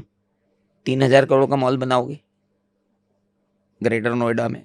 ये क्या मतलब हुआ है मॉल बनाना? 3000 करोड़? मॉल, अच्छा, मॉल, ओके। शॉपिंग मॉल बनाना है। कितने का? आप ग्रेटर नोएडा में एक मॉल बनाना है। यही बिल्डिंग जिसमें अपन बैठे, कितने की होगी? आइडिया नहीं है। 1000 करोड़? 1000 करोड़ की तो होगी। 1000 करोड़ जेब से तो नहीं लगाए होंगे? नहीं, फाइनेंस कराया होगा। फाइनेंस कराया होगा। 600 करोड़ का तो फाइनेंस होगा। ठीक है। 600 करोड़ के फाइनेंस की फीस में क्या लूंगा? 6000,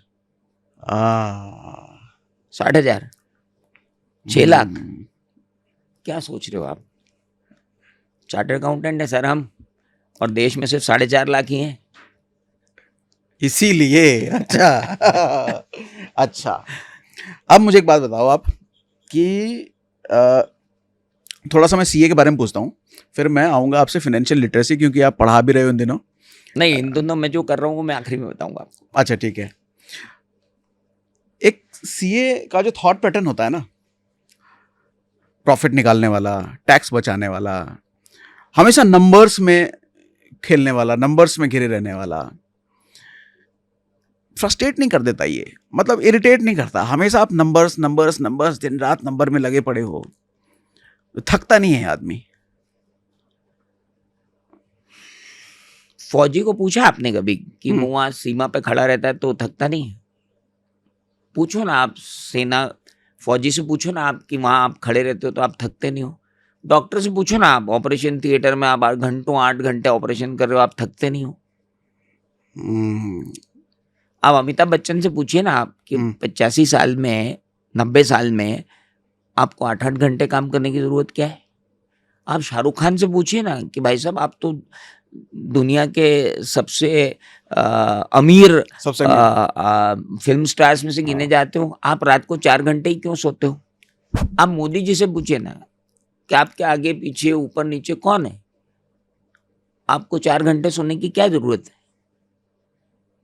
जुनून करवाता है सर जुनून है ना, ये जुनून है। चार्टर्ड अकाउंटेंट बनता ही वो है जो जुनूनी है। जो जुनूनी है वो तो छट के बाहर निकल जाता है, वो बन ही नहीं पाएगा ना, पॉसिबल ही नहीं। जुनून है। आप किसी से भी पूछिए, when your work is your passion, then nothing stops you। आप यहाँ क्यों बैठे हो, आप इतनी पॉडकास्ट क्यों कर रहे हो, अब कमा लिया आपने बहुत, कुछ और करो। नहीं, आपको यहाँ बैठने से जो किक मिलती है, तो हमको भी फिगर्स देख के किक मिलती है। अच्छा एक बात बताओ, आपने जैसे 5 लाख चार्टर्ड अकाउंटेंट है देश में, उसमें से मुझे पता चला 22,000 तो आपके पढ़ाए हुए हैं उसमें से। नहीं, ऐसा कोई ऑथेंटिक फिगर नहीं है, बट 30 इयर्स से आई वॉज इन टीचिंग, तो 30 साल में हाँ 10-12 हज़ार तो चार्टर्ड अकाउंटेंट बना दिए होंगे। 10-12 हज़ार? हाँ। मैं जब इंदौर गया था तो जो घटना की आप बात कर रहे थे, वहाँ मैंने भी देखा कि किसी इंस्टीट्यूट में हम लोग गए थे, आईसीआई में गए थे। आईसीआई में हाँ, आप आए थे, सेमिनार तो बच्चों के बीच क्रेज आपका बड़ा तगड़ा था। मतलब आपकी एंट्री से ऐसा लगा कि शाहरुख खान की एंट्री हो गई है वहाँ ऑडिटोरियम में। ये क्रेज कैसे बनाया आपने बच्चों के बीच? Again passion. इम्पोर्टेंट ये है कि बच्चों को अगर ये लग रहा है कि उनके बीच में एक आदमी ऐसा है जो उनको हेल्प आउट कर सकता है, जिसको वो रीच आउट कर सकते हैं, जो उनकी समस्याएं सुन सकता है, जो उनको गाइडेंस दे सकता है, ईमानदारी से अगर आप अपना काम कर रहे हैं तो ये क्रेज तो कहीं भी पैदा हो सकता है। मैंने आपका भी क्रेज देखा है। नहीं, ईमानदारी से काम करने में भी काम करने की टेक्निक होनी चाहिए। तो आपकी टेक्निक क्या है पढ़ाने की, जो बच्चा एकदम आपके पीछे पागल हो जाए? सर मैं आपको पूछता हूँ, आप में ऐसी कौन सी टेक्निक है कि पूरी दुनिया आपके पीछे पागल है? नहीं, पागल तो नहीं है सर। अरे मैंने देखा है। क्या है आप में ऐसा? मैं तो बस एक डिफिकल्ट कॉन्सेप्ट को कोशिश करता हूँ कि सिंपल तरीके से समझा पाऊँ। अच्छा, ये आप घर से तैयारी करके आते हो डिफिकल्ट टॉपिक को सरल करने की? 4-5 घंटे पढ़ के आते हो? हाँ। कितना?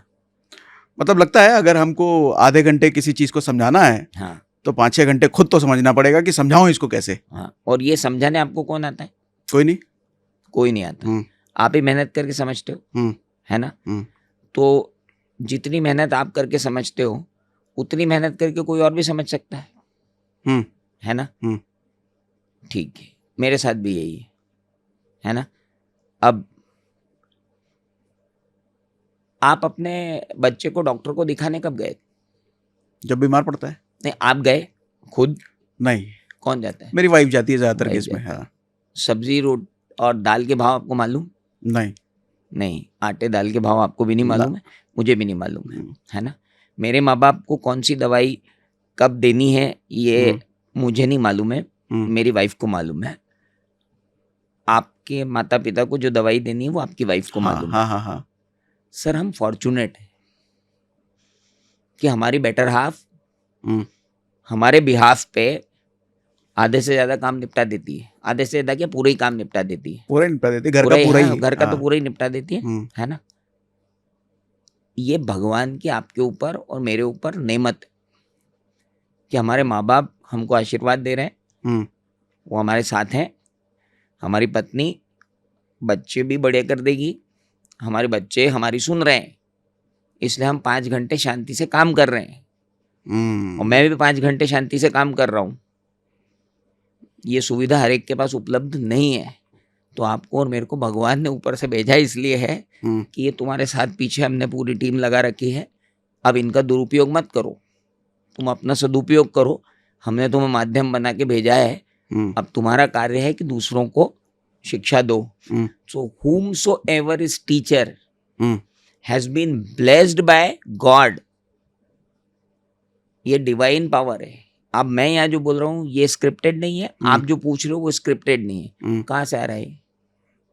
आप रेंडमली 2 लोगों को बिठाओ ना यहाँ पे और उनको बोलो कि 2 घंटे यहाँ बैठ के बात करेंगे? नहीं, ब्लैंक हो जाएंगे। ब्लैंक हो जाएंगे। हाँ। बात ही नहीं कर पाएंगे। मैं और आप क्यों कर पा रहे हैं? ऊपर वाला है सर।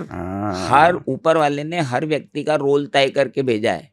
अब आप उस रोल को यूज करते हो कि मिसयूज करते हो वो आपके ऊपर है। आप यूज कर रहे हो, मैं यूज कर रहा हूँ, वी आर एंजॉइंग। ट्रू, ये तो मैं मानता हूँ कि मैं जैसे मोबाइल में जब तक नेटवर्क होता है आप मोबाइल से बात कर पाते हो, उसमें इंटरनेट वगैरह सब चल पा रहा होता है। जिस टाइम पे मोबाइल का नेटवर्क कटा, मोबाइल सुनना पड़ जाएगा, इंटरनेट चलेगा नहीं, आप बात नहीं कर पाओगे, मैसेज नहीं आएगा, कुछ नहीं होगा। हम भी वैसे ही। तो हम भी जो भी एक्शन ले पा रहे हैं, जो भी काम कर पा रहे हैं, वी आर कनेक्टेड। एक नेटवर्क के जरिए हम सीधा ऊपर से कनेक्टेड हैं। गॉड ने सिलेक्ट करके भेजा है। हर आदमी टीचर नहीं है। हाँ, हर आदमी की पॉडकास्ट 1 घंटे तक नहीं सुनता है। ये लोग जो आपको और मेरे को 1-1.5 घंटे तक सुन रहे हैं, ये क्यों सुन रहे हैं? थैंक गॉड, वो भगवान की मर्जी है। नहीं तो मेरे से और आपसे ज्यादा इंटेलिजेंट, मुझसे और आपसे ज्यादा मेहनती लोग इस दुनिया में भरे पड़े। फाइनेंशियल लिटरेसी का पर्पस क्या होना चाहिए सर? क्यों एक आदमी को फाइनेंशियल लिटरेट होना बहुत जरूरी है? सर मैं फाइनेंशियल लिटरेट होने में तो उसकी तो नो डाउट लिटरेट होना चाहिए, मैंने आपको कारण भी बताया। लेकिन खाली मेरे और आपके यूट्यूब चैनल देख लेने से और ज्ञान अर्जित कर लेने से क्या होगा? अप्लाई भी तो करना पड़ेगा। मैं भी बोर्ड पे बता दूं कि एरोप्लेन ऐसे उड़ाया जाता है, तो क्या आप एरोप्लेन उड़ा लोगे? मैं आपको बोर्ड पे बता दूं कि ऐसे तैरा जाता है, तो क्या आप तैर लोगे? वैसे ही फाइनेंशियल लिटरेसी का भी है। जब तक आप अपने जीवन में इसको उतारोगे नहीं, तब तक कैसे फाइनेंशियल लिटरेट कहलाओगे? इंश्योरेंस एजेंट आया, आपने मेरी पूरी पॉडकास्ट सुन ली, आपकी पूरी पॉडकास्ट सुन ली, इंश्योरेंस कैसे लेना है। उसके बाद इंश्योरेंस एजेंट आया और उसने बोला इस पे दस्तखत कर दो, आपने बिना पढ़े दस्तखत कर दिए। ना उससे पूछा नो क्लेम बोनस क्या होता है, ना उससे पूछा कि थर्ड पार्टी इंश्योरेंस लेना है कि, ना उससे पूछा कि जीरो डेप इंश्योरेंस है क्या, ना उससे पूछा कि कुछ है क्या। तो उसका मतलब क्या है? बेवकूफ है वो आदमी। मतलब इतना सुनने के बाद भी आप सब भूल भाल गए, तो आपको अप्लाई तो रोज करना पड़ेगा। It's a practice. मतलब financial literacy is not a knowledge, it has to be developed as a practice. Behaviour में आना चाहिए, बिहेवियर में आना चाहिए, वो एटीट्यूड में आना चाहिए। मतलब आपने कहा और हाँ मैंने सुन लिया कि अगर हम पैसे बचा करके 2 EMI ज्यादा डाल देंगे तो हमारा लोन जल्दी खत्म हो जाएगा। सुन तो लिया आपने, अभी डाले क्या 2 EMI जाके एक्स्ट्रा? पैसे तो एक्स्ट्रा आए थे, होटल में जाके उड़ा दिए, वहां नहीं डाले, तो फिर उस फाइनेंशियल लिटरेसी का क्या मतलब जिसको आप अप्लाई नहीं करो? तो अप्लाई तो करना पड़ेगा। अच्छा, आपने शुरुआत में बोला था कि लोन लेना अच्छी बात है अगर पैसा जो आज हम बचा रहे हैं, मतलब जो पैसा हम बैंक को या कार वाले को, जिसको भी देने वाले थे, उसको कहीं और डाल करके लोन की इंटरेस्ट से अगर ज़्यादा कमाई हो रही है तो लोन लेना बेहतर है। किस तरह का लोन लेना खराब है, नहीं लेना चाहिए? उस तरीके का लोन लेना खराब है? अरे आप भी तो अपने इतने सारे पॉडकास्ट में बोल चुके हैं, आपके रील्स में बोल चुके हैं कि हर वो चीज जो डेप्रिशिएट होती है, अगर आप उसके लिए लोन ले रहे हो तो बेवकूफ़ी है। कार के लिए लोन ले रहे हो, आप ही के तो एग्जाम्पल्स हैं। कार के लिए लोन ले रहे हो, कार तो डेप्रिशिएट होके 0 हो जाएगी, और आपने लोन भी चुका दिया। लोन के अंत पे आपके पास कार तो बची नहीं, लोन भी गया, इंटरेस्ट भी गया। मकान के अंत में मकान बचता है, और मकान कार नहीं है जो 0 हो जाए, मकान 1000 हो जाता है। तो क्या कार के लिए लोन नहीं लेना चाहिए, पूरा पैसा दे देना चाहिए? आपकी स्थिति क्या है पहले उस पर भी डिपेंड करता है। सागर हाँ। सिन्हा अगर मर्सिडीज बेंज लेगा और मर्सिडीज बेंज से खटके से उतरेगा, जिससे उसकी ऑडियंस इन्फ्लुएंस होगी और उसका काम ही इन्फ्लुएंस करना है और इन्फ्लुएंस से वो पैसा कमाएगा, तो वो कार उसको कमा के देगी। हाँ। लेकिन सागर सिन्हा के सामने एक मेडिकल शॉप वाला है, वो सागर सिन्हा के खटके देख के अपने मर्सिडीज बेंज लेता है और वो खटके से चलता है और अपनी दवा की दुकान तक आता है और दवा की दुकान से जाता है, तो वो मर्सिडीज बेंज उसके लिए 1 रुपए की सेल बढ़ाने वाली नहीं है। हालांकि तो डिसीजन आपका है। मेरा तो पर्पस ये नहीं होता है इन्फ्लुएंस करने वाला, लेकिन मैं इसको ऐसे देखता हूँ। एक मिनट हाँ। टू बी वेरी ऑनेस्ट, हाँ। मैं आपसे बात कर रहा हूँ। हाँ।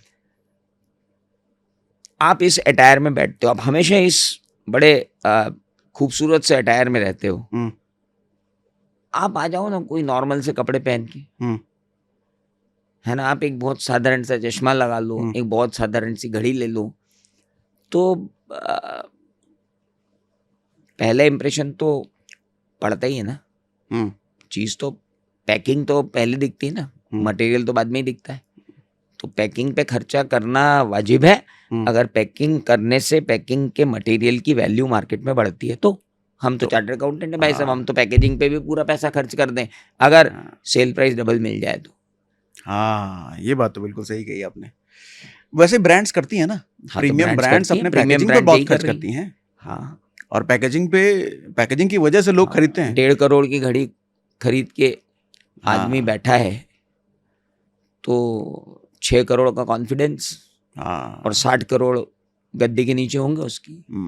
अच्छी पैकेजिंग का तो परफेक्ट एग्जांपल परफ्यूम्स हैं। हाँ, परफ्यूम्स देखिए क्या एक एक पैकेजिंग आते हैं, और वो दारू की बोतलें एयरपोर्ट पर अजीब शेप में, वो इम्पोर्टेंट होती है। खैर मैं तो नहीं पीता वैसे। खैर, आपने बोला कि पीएफ में पैसा डाल के छोड़ दो थोड़ी देर पहले। हाँ, आपके हिसाब से जैसे 2 तरह की इन्वेस्टमेंट स्कीम हम बात करते हैं, एक फिक्स्ड वाली, एक फ्लेक्सिबल वाली। फ्लेक्सिबल का मतलब आपको 12 मिल सकता है, 15 मिल सकता है, 20 भी मिल सकता है, लेकिन माइनस भी हो सकता है। फिक्स वाली है, 7 मिल रहा है तो फिक्स ही मिल रहा है। आप लोगों को क्या रिकमेंड करते हो कि उनकी इन्वेस्टमेंट स्ट्रैटेजी कैसी होनी चाहिए? कितना फिक्स में, कितना फ्लेक्सिबल में, या पूरा का पूरा फ्लेक्सिबल में, या पूरा का पूरा फिक्स्ड में?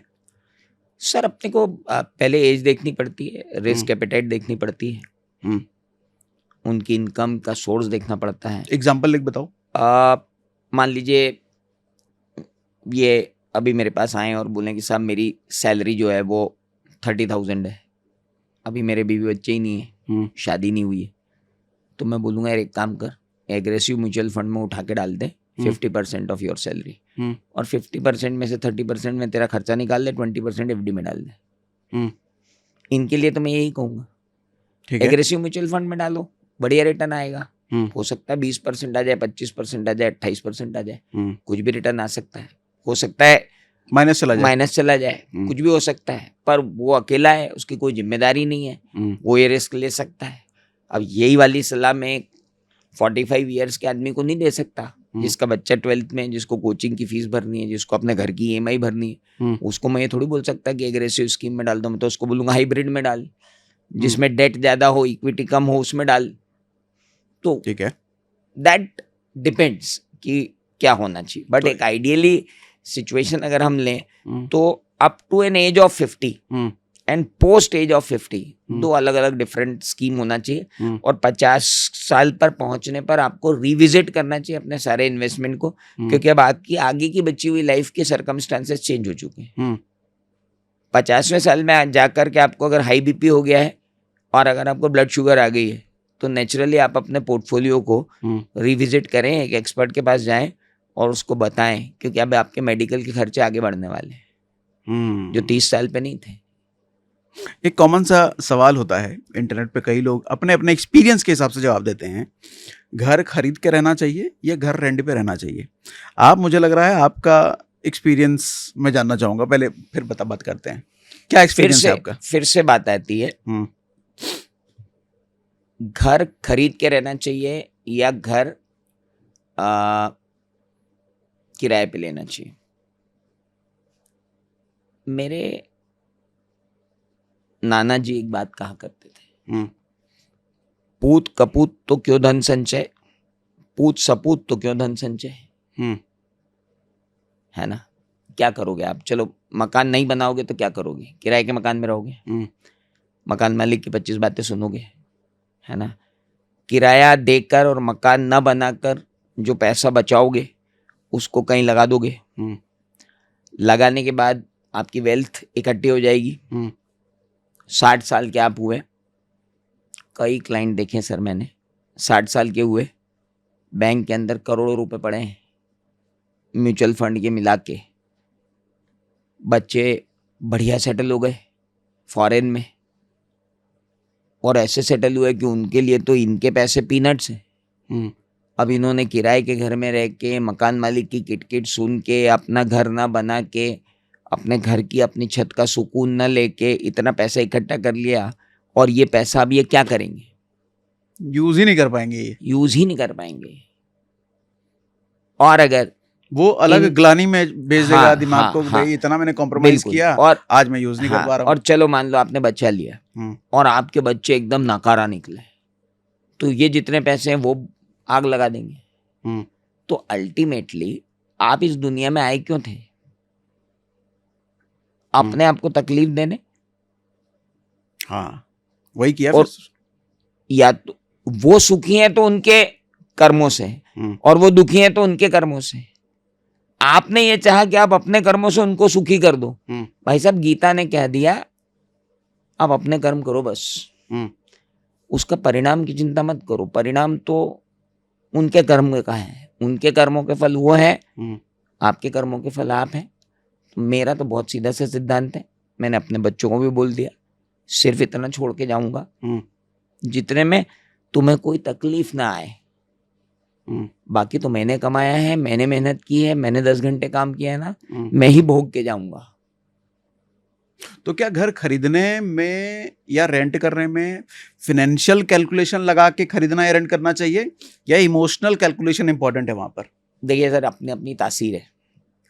अगर आपकी तासीर ये है कि मेरे को पैसा बचाने में किक मिलती है, तो आदमी उस तरीके से जाता है, फिर रेंट पे रहो, फिर आप रेंट पे रहो।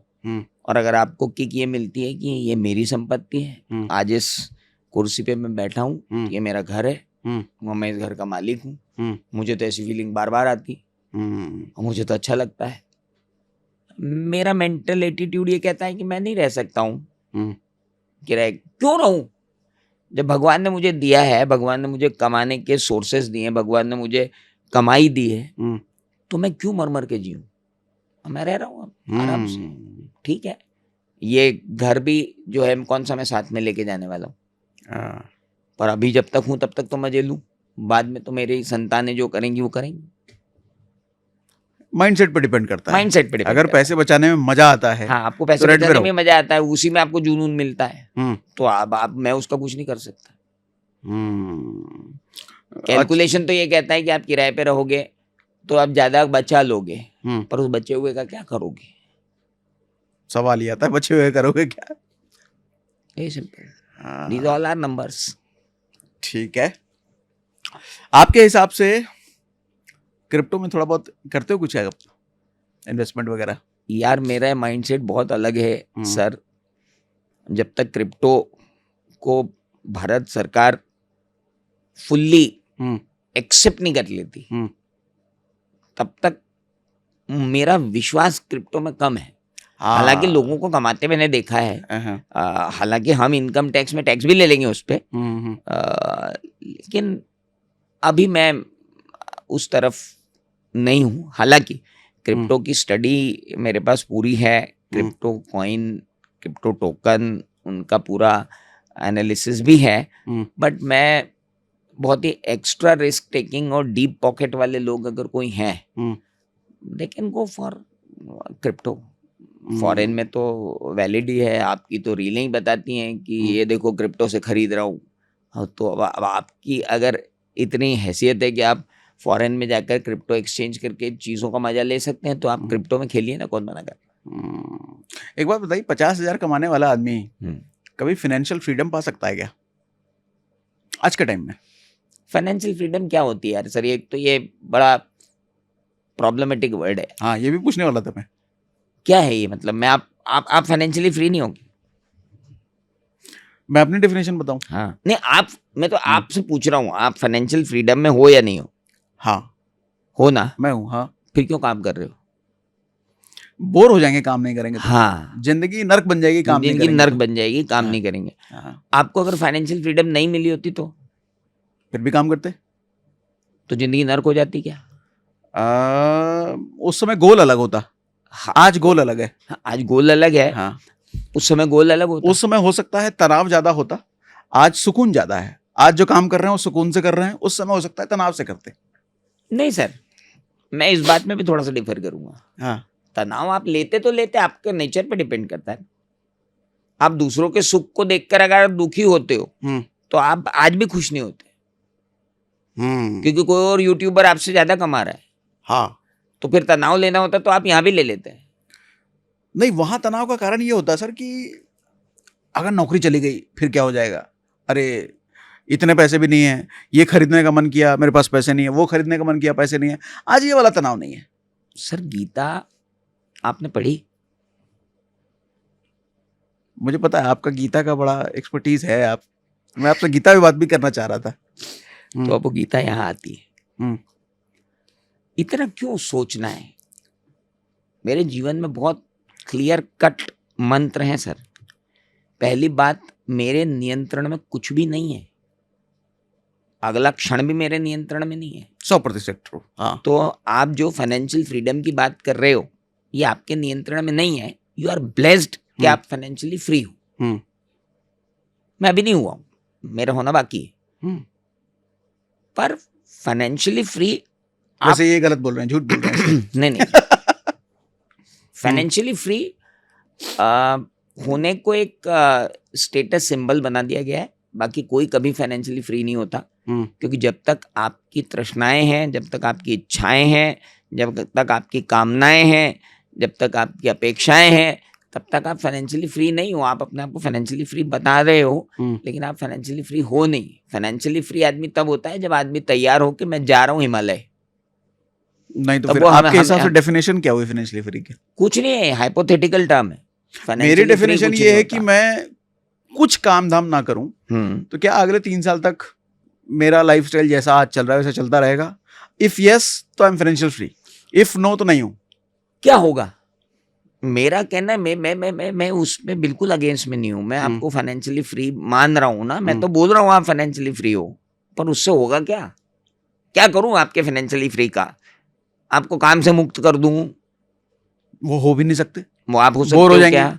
आपकी बीवी आपको 12 घंटे झेल लेगी घर में, नहीं। तो फिर क्या करना है आपको फाइनेंशियली फ्री होके? हालांकि हर बीवी कहती है घर में रहो, लेकिन नहीं, आदमी अगर घर में रह ले हाँ तो वो नई नहीं, आप मुसीबत बन रहो, जाएगी। उनके साथ रहो, उनको बोलो कि हम आ रहे घर, 12 घंटे हम तुम्हारे ही सामने रहेंगे। वो बोलेंगे मेरे को और कोई काम नहीं है क्या?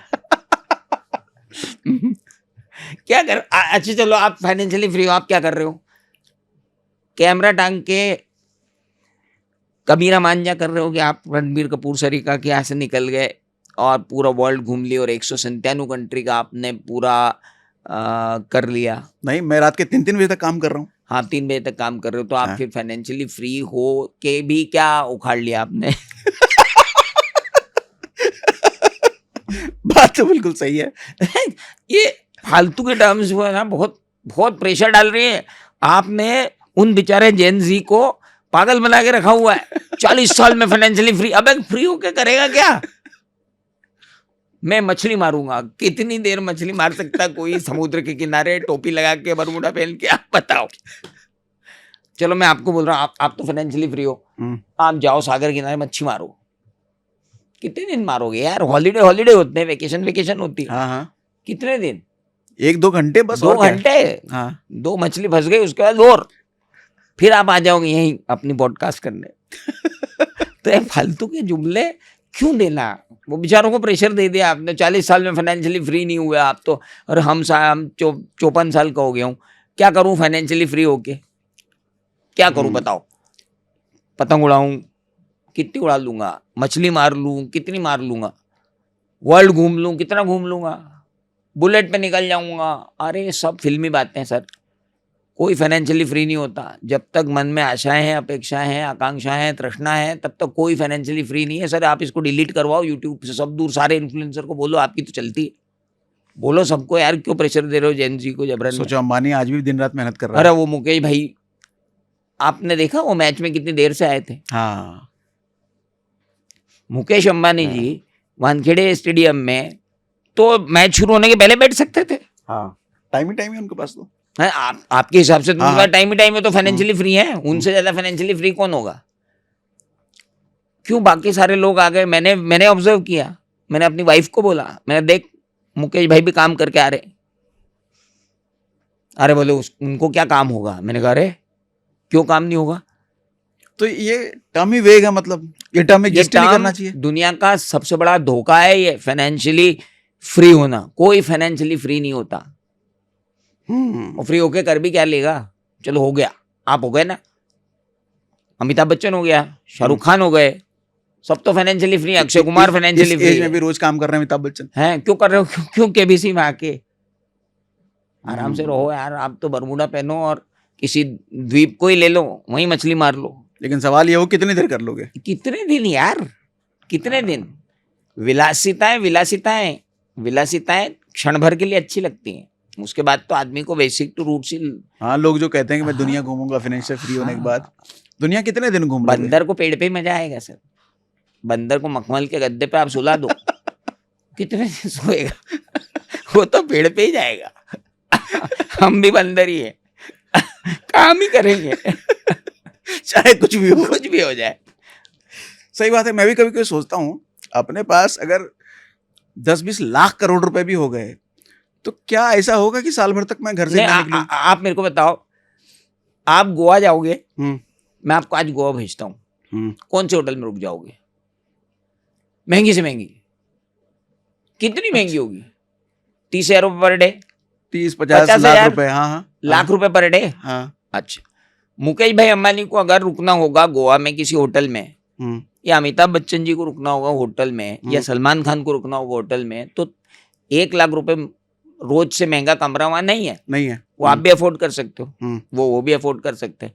अब उनके 1000 करोड़ और आपके सैकड़ों करोड़ तो नहीं बोल सकता, मुझे नहीं मालूम कितने हैं। एक बराबरी तो हो गए। बिल्कुल सही।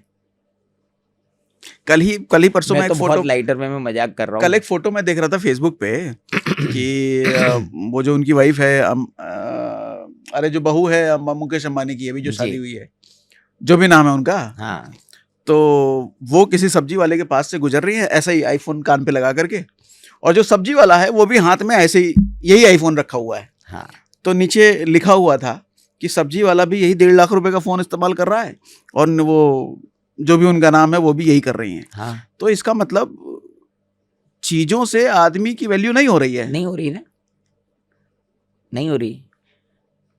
मुकेश भाई, रतन टाटा साहब, हम्म, गौतम अडानी जी, पीरामल साहब, हम्म, कुमार मंगलम बिरला साहब, हम इनका रिस्पेक्ट क्यों कर रहे हैं? पैसे की वजह से कर रहे हैं? ना, क्यों कर रहे हैं? इनके काम की वजह से। सर, ये जो लोग हैं ना, इन्होंने भारत में उस सब्जी वाले के हाथ में मोबाइल अगर किसी ने पकड़ाया है ना, तो इन्हीं लोगों ने पकड़ाया है। ये अगर अपने इंडस्ट्रीज नहीं चला रहे होते ना, तो ये करोड़ों लोग बेरोजगार होते जिनको आज रोजगार मिला हुआ है। आप जोमेटो और स्विगी के फाउंडर को सैल्यूट करो सर, कि उन्होंने, ओला उबर वालों को सैल्यूट करो कि उन्होंने आकर इतने रोजगार पैदा कर दिए कि वो लोग हमारी सेवा कर पा रहे हैं, हम उनके घर चला पा रहे हैं। तो ये जितने भी उद्योगपति हैं जिनको आप बोलते हो अमीर जादे और पूंजीपति और ये और वो, और पांव पड़ रहे हो दूसरों के जिन्होंने कुछ करना नहीं है। अरे असली तो ये लोग हैं जो पूरी भारत की इकोनॉमी को चला रहे हैं, जो भारत के हर घर में चूल्हा जलवा रहे हैं, और आप इन्हीं को बोलते हो कि ये तो मतलब जिसने कमा लिया वो पापी हो गया। वो कितने घर चला रहा है? मुकेश भाई के कारण कितने घर चल रहे हैं, गौतम अडानी जी के कारण कितने घर चल रहे हैं, इन सारे इंडस्ट्रीज को मिला लो, आधे से ज्यादा हिंदुस्तान के चूल्हे इन्हीं के कारण जल रहे हैं, और आप इन्हीं को कोस रहे हो। कभी भी आप कुछ भी मीम बना के डाल देते हो उनके ऊपर। They are respectable people sir, they are responsible people.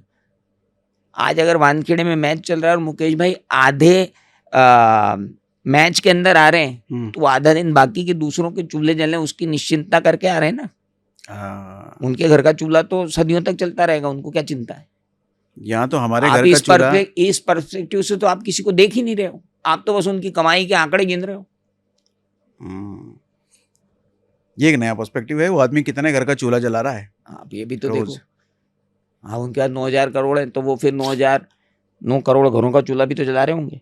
हाँ, 9 करोड़ लोग उनके नाम पे पल भी तो रहे होंगे, तो है हक उनको। ट्रू, बिल्कुल हाँ, सही। जिनसे अपने घर के चूल्हे नहीं जलते वो उनकी बुराई कर रहे हैं। हम्म।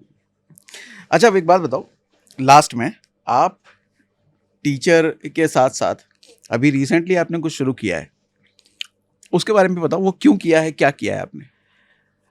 क्योंकि बहुत यार, बड़ा डिसीजन है। आम आदमी के लिए नॉर्मल सा डिसीजन है, लेकिन आपके लिए बहुत बड़ा है वो। मैंने एक लाइन कहीं सुनी थी हम्म, जो गीता से ही आई थी कि आदमी के जीवन से बड़ा उसके जीवन का उद्देश्य होना चाहिए। The purpose of life should be bigger than life.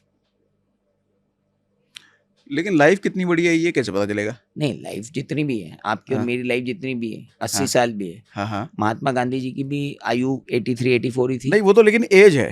हाँ, एज ही तो लाइफ बोल से रहा हूँ। बड़ा उद्देश्य, नहीं, इसका मतलब क्या हुआ? उद्देश्य मतलब मैं आपको बताता हूँ, हाँ, जीवन तो छोटा सा ही था। देखो, मैं गांधी जी का परम भक्त भी नहीं हूँ हम्म, और मैं गांधी जी का परम आलोचक भी नहीं हूँ, हम्म, लेकिन मैं अगर गांधी जी को साक्षी भाव से देखूं हम्म, तो एक आदमी होता है जो अपने लिए जीता है, स्वयं के लिए, फिर तो हम्म। परिवार भी कुछ नहीं लगता उसके आगे। एक आदमी होता है जो अपने परिवार के लिए जीता है, समाज भी कुछ नहीं लगता उसके आगे। एक आदमी होता है जो समाज के लिए जीता है लेकिन परिवार को फिर कम प्रेफरेंस देता है और खुद को सबसे कम प्रेफरेंस देता है। और एक आदमी है जो देश के लिए जीता है, अपने समाज को भी कम प्रेफरेंस देता है, अपने परिवार को भी कम प्रेफरेंस देता है और खुद को बिल्कुल ही प्रेफरेंस नहीं देता है। तो जब आपका प्रेफरेंस बढ़ता जाता है और आप अपने उद्देश्य को बड़ा बनाते जाते हो ना, तो आप अपने जीवन से बड़ा अपना उद्देश्य कर लेते हो। ये बात समझ में आई। मोदी जी क्या कर रहे हैं? मैं अगेन ना महात्मा गांधी जी का घोर प्रशंसक और घोर आलोचक हूं, ना मैं मोदी जी का घोर प्रशंसक ना घोर आलोचक हूं, लेकिन मैं ये कह रहा हूं कि आप एक पर्सपेक्टिव से आप उनको देखिए ना, उनके जीवन से बड़ा उनका उद्देश्य है। चाहे इंदिरा गांधी जी थी, उनके जीवन से बड़ा उनका उद्देश्य था। नेहरू जी थे, उनके जीवन से बड़ा उनका उद्देश्य था। अटल जी थे, उनके जीवन से बड़ा उनका उद्देश्य था। पर आप ये मत सोचना कि मैं राजनीति में आ रहा हूँ। नहीं, मैं ये सोच रहा हूँ कि कहीं कि हाँ बोलिए। नहीं, आप कंप्लीट करो। हाँ, मैं ये कंप्लीट करना चाह रहा हूँ कि मैंने जब इतने चार्टर्ड अकाउंटेंट्स को पढ़ाया, चार्टर्ड अकाउंटेंट्स बने, फिर मुझे ऐसा लगा कि मैं सिर्फ विशेष ज्ञान सिर्फ विशेष लोगों को दे रहा हूँ और आम व्यक्ति के पास तो कोई ज्ञान ही नहीं है। और हर व्यक्ति चार्टर्ड अकाउंटेंट अफोर्ड करे नहीं हो ये सकता। पॉसिबल भी नहीं है। और मेरे भाई लोग तो 4.5 लाख हैं और इस देश में 130 करोड़ की जनता है।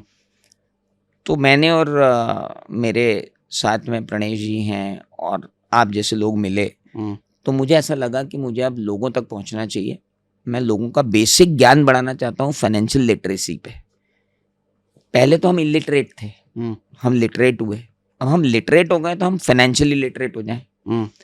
तो कुछ लोग कंप्यूटरली लिटरेट हो रहे हैं, कुछ लोग एआई से लिटरेट हो रहे हैं। तो मैंने एक उद्देश्य लिया है जीवन में कि मैं सामान्य व्यक्ति को फाइनेंशियली लिटरेट करूंगा ताकि उसको जीवन में फाइनेंशियल फ्रीडम नहीं, फाइनेंशियल ईज रहे। लेकिन ये करने वाले और भी लोग हैं, आपके करने में क्या अलग होगा? नहीं, मेरे करने में अलग ये होगा कि मैं कोई प्रोडक्ट नहीं बेच रहा हूँ, मैं सिर्फ एक समझ विकसित करना चाहता हूँ। ठीक है। उसके लिए मैं देश भर में अपने YouTube चैनल के थ्रू जमा पूंजी जो है वो, इससे पहले मैंने पत्रिका के साथ भी एक कॉलम शुरू किया था। साल भर पत्रिका, राजस्थान पत्रिका में वो कॉलम चला था, बहुत अच्छा उसका रिस्पांस आया था। तो मुझे पता लगा कि लोगों को बहुत ज़रूरत है, तो फिर वो चीज़ मैंने और उठाई। फिर मुझे ऐसा लगा कि अब मैं अपने सर्टिफिकेट ऑफ प्रैक्टिस जो मेरा है उसके साथ मैं ये जस्टिफाई नहीं कर पाऊंगा, क्योंकि हमारे कोड ऑफ एथिक्स होते हैं। उन एथिक्स में ये साफ तौर पे कहा गया है कि आप अपने आप को एडवर्टाइज नहीं कर सकते हो, आप अपने आप को पब्लिसाइज नहीं कर सकते हो, you can not be seen everywhere. अगर मान लो मैं ये सब कर रहा होता और मैं अगर सर्टिफिकेट ऑफ प्रैक्टिस लेके बैठा होता तो लोगों के मन में एक परसेप्शन आता कि ये आदमी तो इसके जरिए क्लाइंट लाएगा। तो मैंने अपना सर्टिफिकेट ऑफ प्रैक्टिस सबसे पहले सरेंडर कर दिया। सरेंडर कर दिया? Surrendered my certificate of practice for this noble cause. मतलब यूट्यूब पर पढ़ाने के लिए आपने अपना सर्टिफिकेट सरेंडर कर दिया? बिल्कुल, I have surrendered my certificate of practice, क्योंकि अब मुझे ऐसा लग रहा है कि I should widen the scope of objective. पहला ऑब्जेक्टिव मेरा घर चलाना था, दूसरा ऑब्जेक्टिव मेरा टीचर बनना था, तीसरा ऑब्जेक्टिव मेरा चार्टर अकाउंटेंट्स बनाना था। अब ऐसा लगता है कि अब मुझे कॉमन पर्सन्स को जो है फाइनेंशियल लिटरेसी की तरफ तो लेके जाना ही है। 40 एपिसोड्स में रिकॉर्ड कर चुका हूँ 40 डिफरेंट टॉपिक्स पे। मैं ये नहीं बता रहा हूँ कि आज शेयर का भाव क्या बढ़ेगा, वो नहीं बढ़ेगा, क्या नहीं बढ़ेगा। मैं बहुत बेसिक से फंडामेंटल्स लेके जाना चाहता हूँ। और ये सब मैं इसलिए कर रहा हूँ क्योंकि एक लाइन मुझे मेरे जो मेंटर हैं, मतलब जिनको मैं बहुत मानता हूँ, मनोज फडणवीस जी हैं, पास्ट प्रेसिडेंट रहे ICI के, वो एक लाइन बोलते थे, do an ordinary thing in an extraordinary way.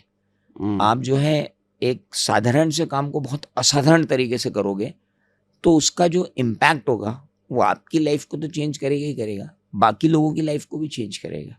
So I should stick to that. मुझे ऐसा लगता है कि मुझे ये करना चाहिए तो मैं कर रहा हूँ। अब मेरी बेटी CA कर रही है, वो CA फाइनल में है, वो भी CA बन जाएगी, तो मेरा जो ऑब्जेक्ट है वो पूरा करेगी, but she is not coming into practice. वो तो उसके सपने अलग हैं। तो ठीक है, जीवन जब जहाँ ले जाए वहाँ ले जाए। वैसे भी एक क्वेश्चन मैं आपसे पूछ लेता हूँ, अब एंड ही करते हैं, बहुत देर हो गई, सब बोर हो जाएंगे, कि लाइफ में अपॉर्चुनिटीज को आपने कैसे देखा है? मतलब कैसे देखा है? मतलब अपॉर्चुनिटी आती है आपके पास, जैसे आपके पास कोई भी अपॉर्चुनिटी आती है तो आप कितना उसको डिटेल में जाके एनालाइज करते हैं? एनालाइज तो बहुत रेयर मैंने किया है किसी अपॉर्चुनिटी को। ऊपर से देखता हूँ, अगर मुझे ऊपर ही ठीक लग रहा है तो मैं एंटर कर जाता हूँ, मैं ले लेता हूँ। तो आप कोई लाभ हानि नहीं देखते? बहुत ज़्यादा नहीं, बहुत ऊपर का पिक्चर में देखता हूँ। अगर समझ में आ रहा है तो एंटर करो। हाँ, क्योंकि ज़्यादा एनालिसिस मैं मानता हूँ कि मेरे में वो क्षमता नहीं है कि मैं ज़्यादा एनालिसिस कर पाऊँ, मैं भगवान पे छोड़ देता हूँ। मेरे साथ भी ऐसे ही है। हाँ, मुझे जब भी जो अपॉर्चुनिटी मिली ना, मैंने उस अपॉर्चुनिटी को ले लिया, भगवान का प्रसाद मान के। उन्होंने भेजी होगी, इसीलिए मैं आपके पास बैठा हूँ। क्योंकि एक दिन मेरा फ्रेंड आया और बोला, यार मुझे क्लास लेने का बोला है। हमारे सर हैं अनिल नाटा सर, जिनकी नाटा एकेडमी है, जिसके अंदर मैं इतने साल तक मैंने पढ़ाया। बोला, यार वो नाटा साहब ने बोला है कि तुम क्लास ले लो, तो पर मेरे को तो मूवी जाना है, तो यार तू पढ़ा दे। मेरी अंदर से पढ़ाने की इच्छा थी, इतनी भी नहीं थी, पर कहीं ना कहीं था कि अपन पढ़ाते तो अच्छा है, लोग तारीफ करते हैं, तो मैंने कहा चलो पढ़ा देता हूँ। मैंने पढ़ा दिया। अगले दिन बच्चे जाके बोलते हैं कि नहीं साहब, वो जो आए थे उनसे ही पढ़ना है, वो जो पहले आपने भेजे थे उनसे हमको नहीं पढ़ना है। और वो दिन है और आज का दिन है। अब आज मैं आपके साथ यहाँ बैठा हूँ। अगर वो अपॉर्चुनिटी में लूज कर देता तो मैं आज यहाँ नहीं बैठा होता। आपके और मेरे एक कॉमन फ्रेंड है प्रणय जैन साहब। एक दिन वो किसी परेशानी में थे, वो मेरे पास आए, असीम सर आपसे मिलना है। दिन भर में बहुत सारे कॉल आते हैं, आपसे मिलना है। मैंने कहा ठीक है, मिल लेते हैं। बोले सर मेरी कुछ प्रॉब्लम्स हैं, वो डिस्कस करना थी आपसे, थोड़ा गाइडेंस मिल जाएगा। मेरा और उनका बहुत पुराना संबंध भी था। मैं आ जाए यार, ऑफिस में बैठते हैं। आए, हम बैठे। मैंने कहा चल अपन एक काम करते हैं, कुछ काम साथ में करके देखते हैं। कोई सहायता अगर आपकी हो सकती है मेरे कांटेक्ट से तो बहुत अच्छी बात है। फिर कुछ स्पार्क हुआ, हम दोनों साथ में काम करने लगे। फिर वो आपसे कनेक्टेड थे। आज मैं और आप बैठे हुए हैं। अब मैं अगर उस दिन बोल देता उनके कॉल पे कि नहीं यार प्रणेश आज तो समय नहीं है, आज मैं तो मूवी जा रहा हूँ, तो अपन कल परसों मिल लेंगे, और अगर वो नहीं मिले होते तो आज मैं और आप यहाँ नहीं बैठे होते। हाँ, भगवान इशारा करता है, आधे लोग तो इशारा समझते ही नहीं है। वो तो अपॉर्चुनिटी को पहले नापते हैं, हाँ, कितना नुकसान, कितना फायदा, पैसा मिलेगा नहीं मिलेगा, मेरा समय बड़ा कीमती है और मैं तो आपको समय नहीं दे सकता, और समय देने के तो पैसे लगते हैं, तो लगे रहो अपने गुंताड़ों में।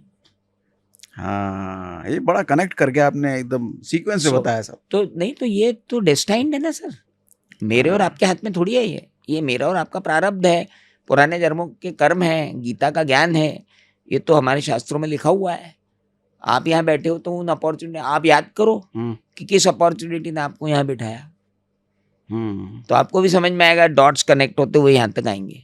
मैं तो अपनी लाइफ को जब देखता हूँ तो मुझे समझ में आता है सर, मैं आज जहाँ कुछ भी हूँ ना, मेरे लिए हुए डिसीजंस की वजह से हूँ, ऐसा कहना गलत है। हाँ, मैं जहाँ कुछ भी हूँ, मुझे रास्ते शायद दिखाए गए हैं और इन रास्तों पर चल लिया मैंने, उस वक्त बुद्धि आई, उस वजह से आज मैं यहाँ हूँ। बिल्कुल। लेकिन जो रास्ते आए थे ना सामने, जिस पर मैं चला, वो रास्ते सामने लाने में मेरा कोई एफर्ट नहीं था। किसी का कोई एफर्ट नहीं होता है। तो इसका मतलब रास्ते कोई तो लाया ना मेरे सामने। तो रास्ते लाती है जिंदगी, हाँ, और रास्ते लाते हैं ईश्वर, और रास्ते लाते हैं आपके खुद के कर्म। खुद के कर्म, हाँ बिल्कुल, मोस्ट इम्पोर्टेंट, मोस्ट खुद के कर्म। बिल्कुल बिल्कुल। ठीक है, मजा आया आपसे असीम सर, और मैं मतलब मेरे तो इच्छा है कि आपसे बात करूं तो 10-20 घंटे आपसे मैं सुनता चला जाऊं, लेकिन चूंकि हम पॉडकास्ट पे हैं, ऑन कैमरा है, तो समय की सीमा है। बिल्कुल समय की सीमा है। आप तजुर्बा आपका बोलता है, बहुत अच्छा आप समझाते हैं, सिखाते हैं, इसमें कोई शक नहीं है। आपको ज़िंदगी का भी उतना ही ज्ञान है, सीए का भी उतना ही ज्ञान है, फिनेंस को भी उतना ही ज्ञान है। आपको अगर कहीं मिल जाए और इनसे समय लेने का मौका मिले तो इत्मीनान से इनसे रिक्वेस्ट कीजिएगा, अगर इनका आधा एक घंटा आपको मिल जाए तो ज़िंदगी बदलने वाले थॉट्स ये दे सकते हैं, ये ऐसे इंसान है। अरे नहीं sir, thank you very much Aseem sir, thank you very much, thank you.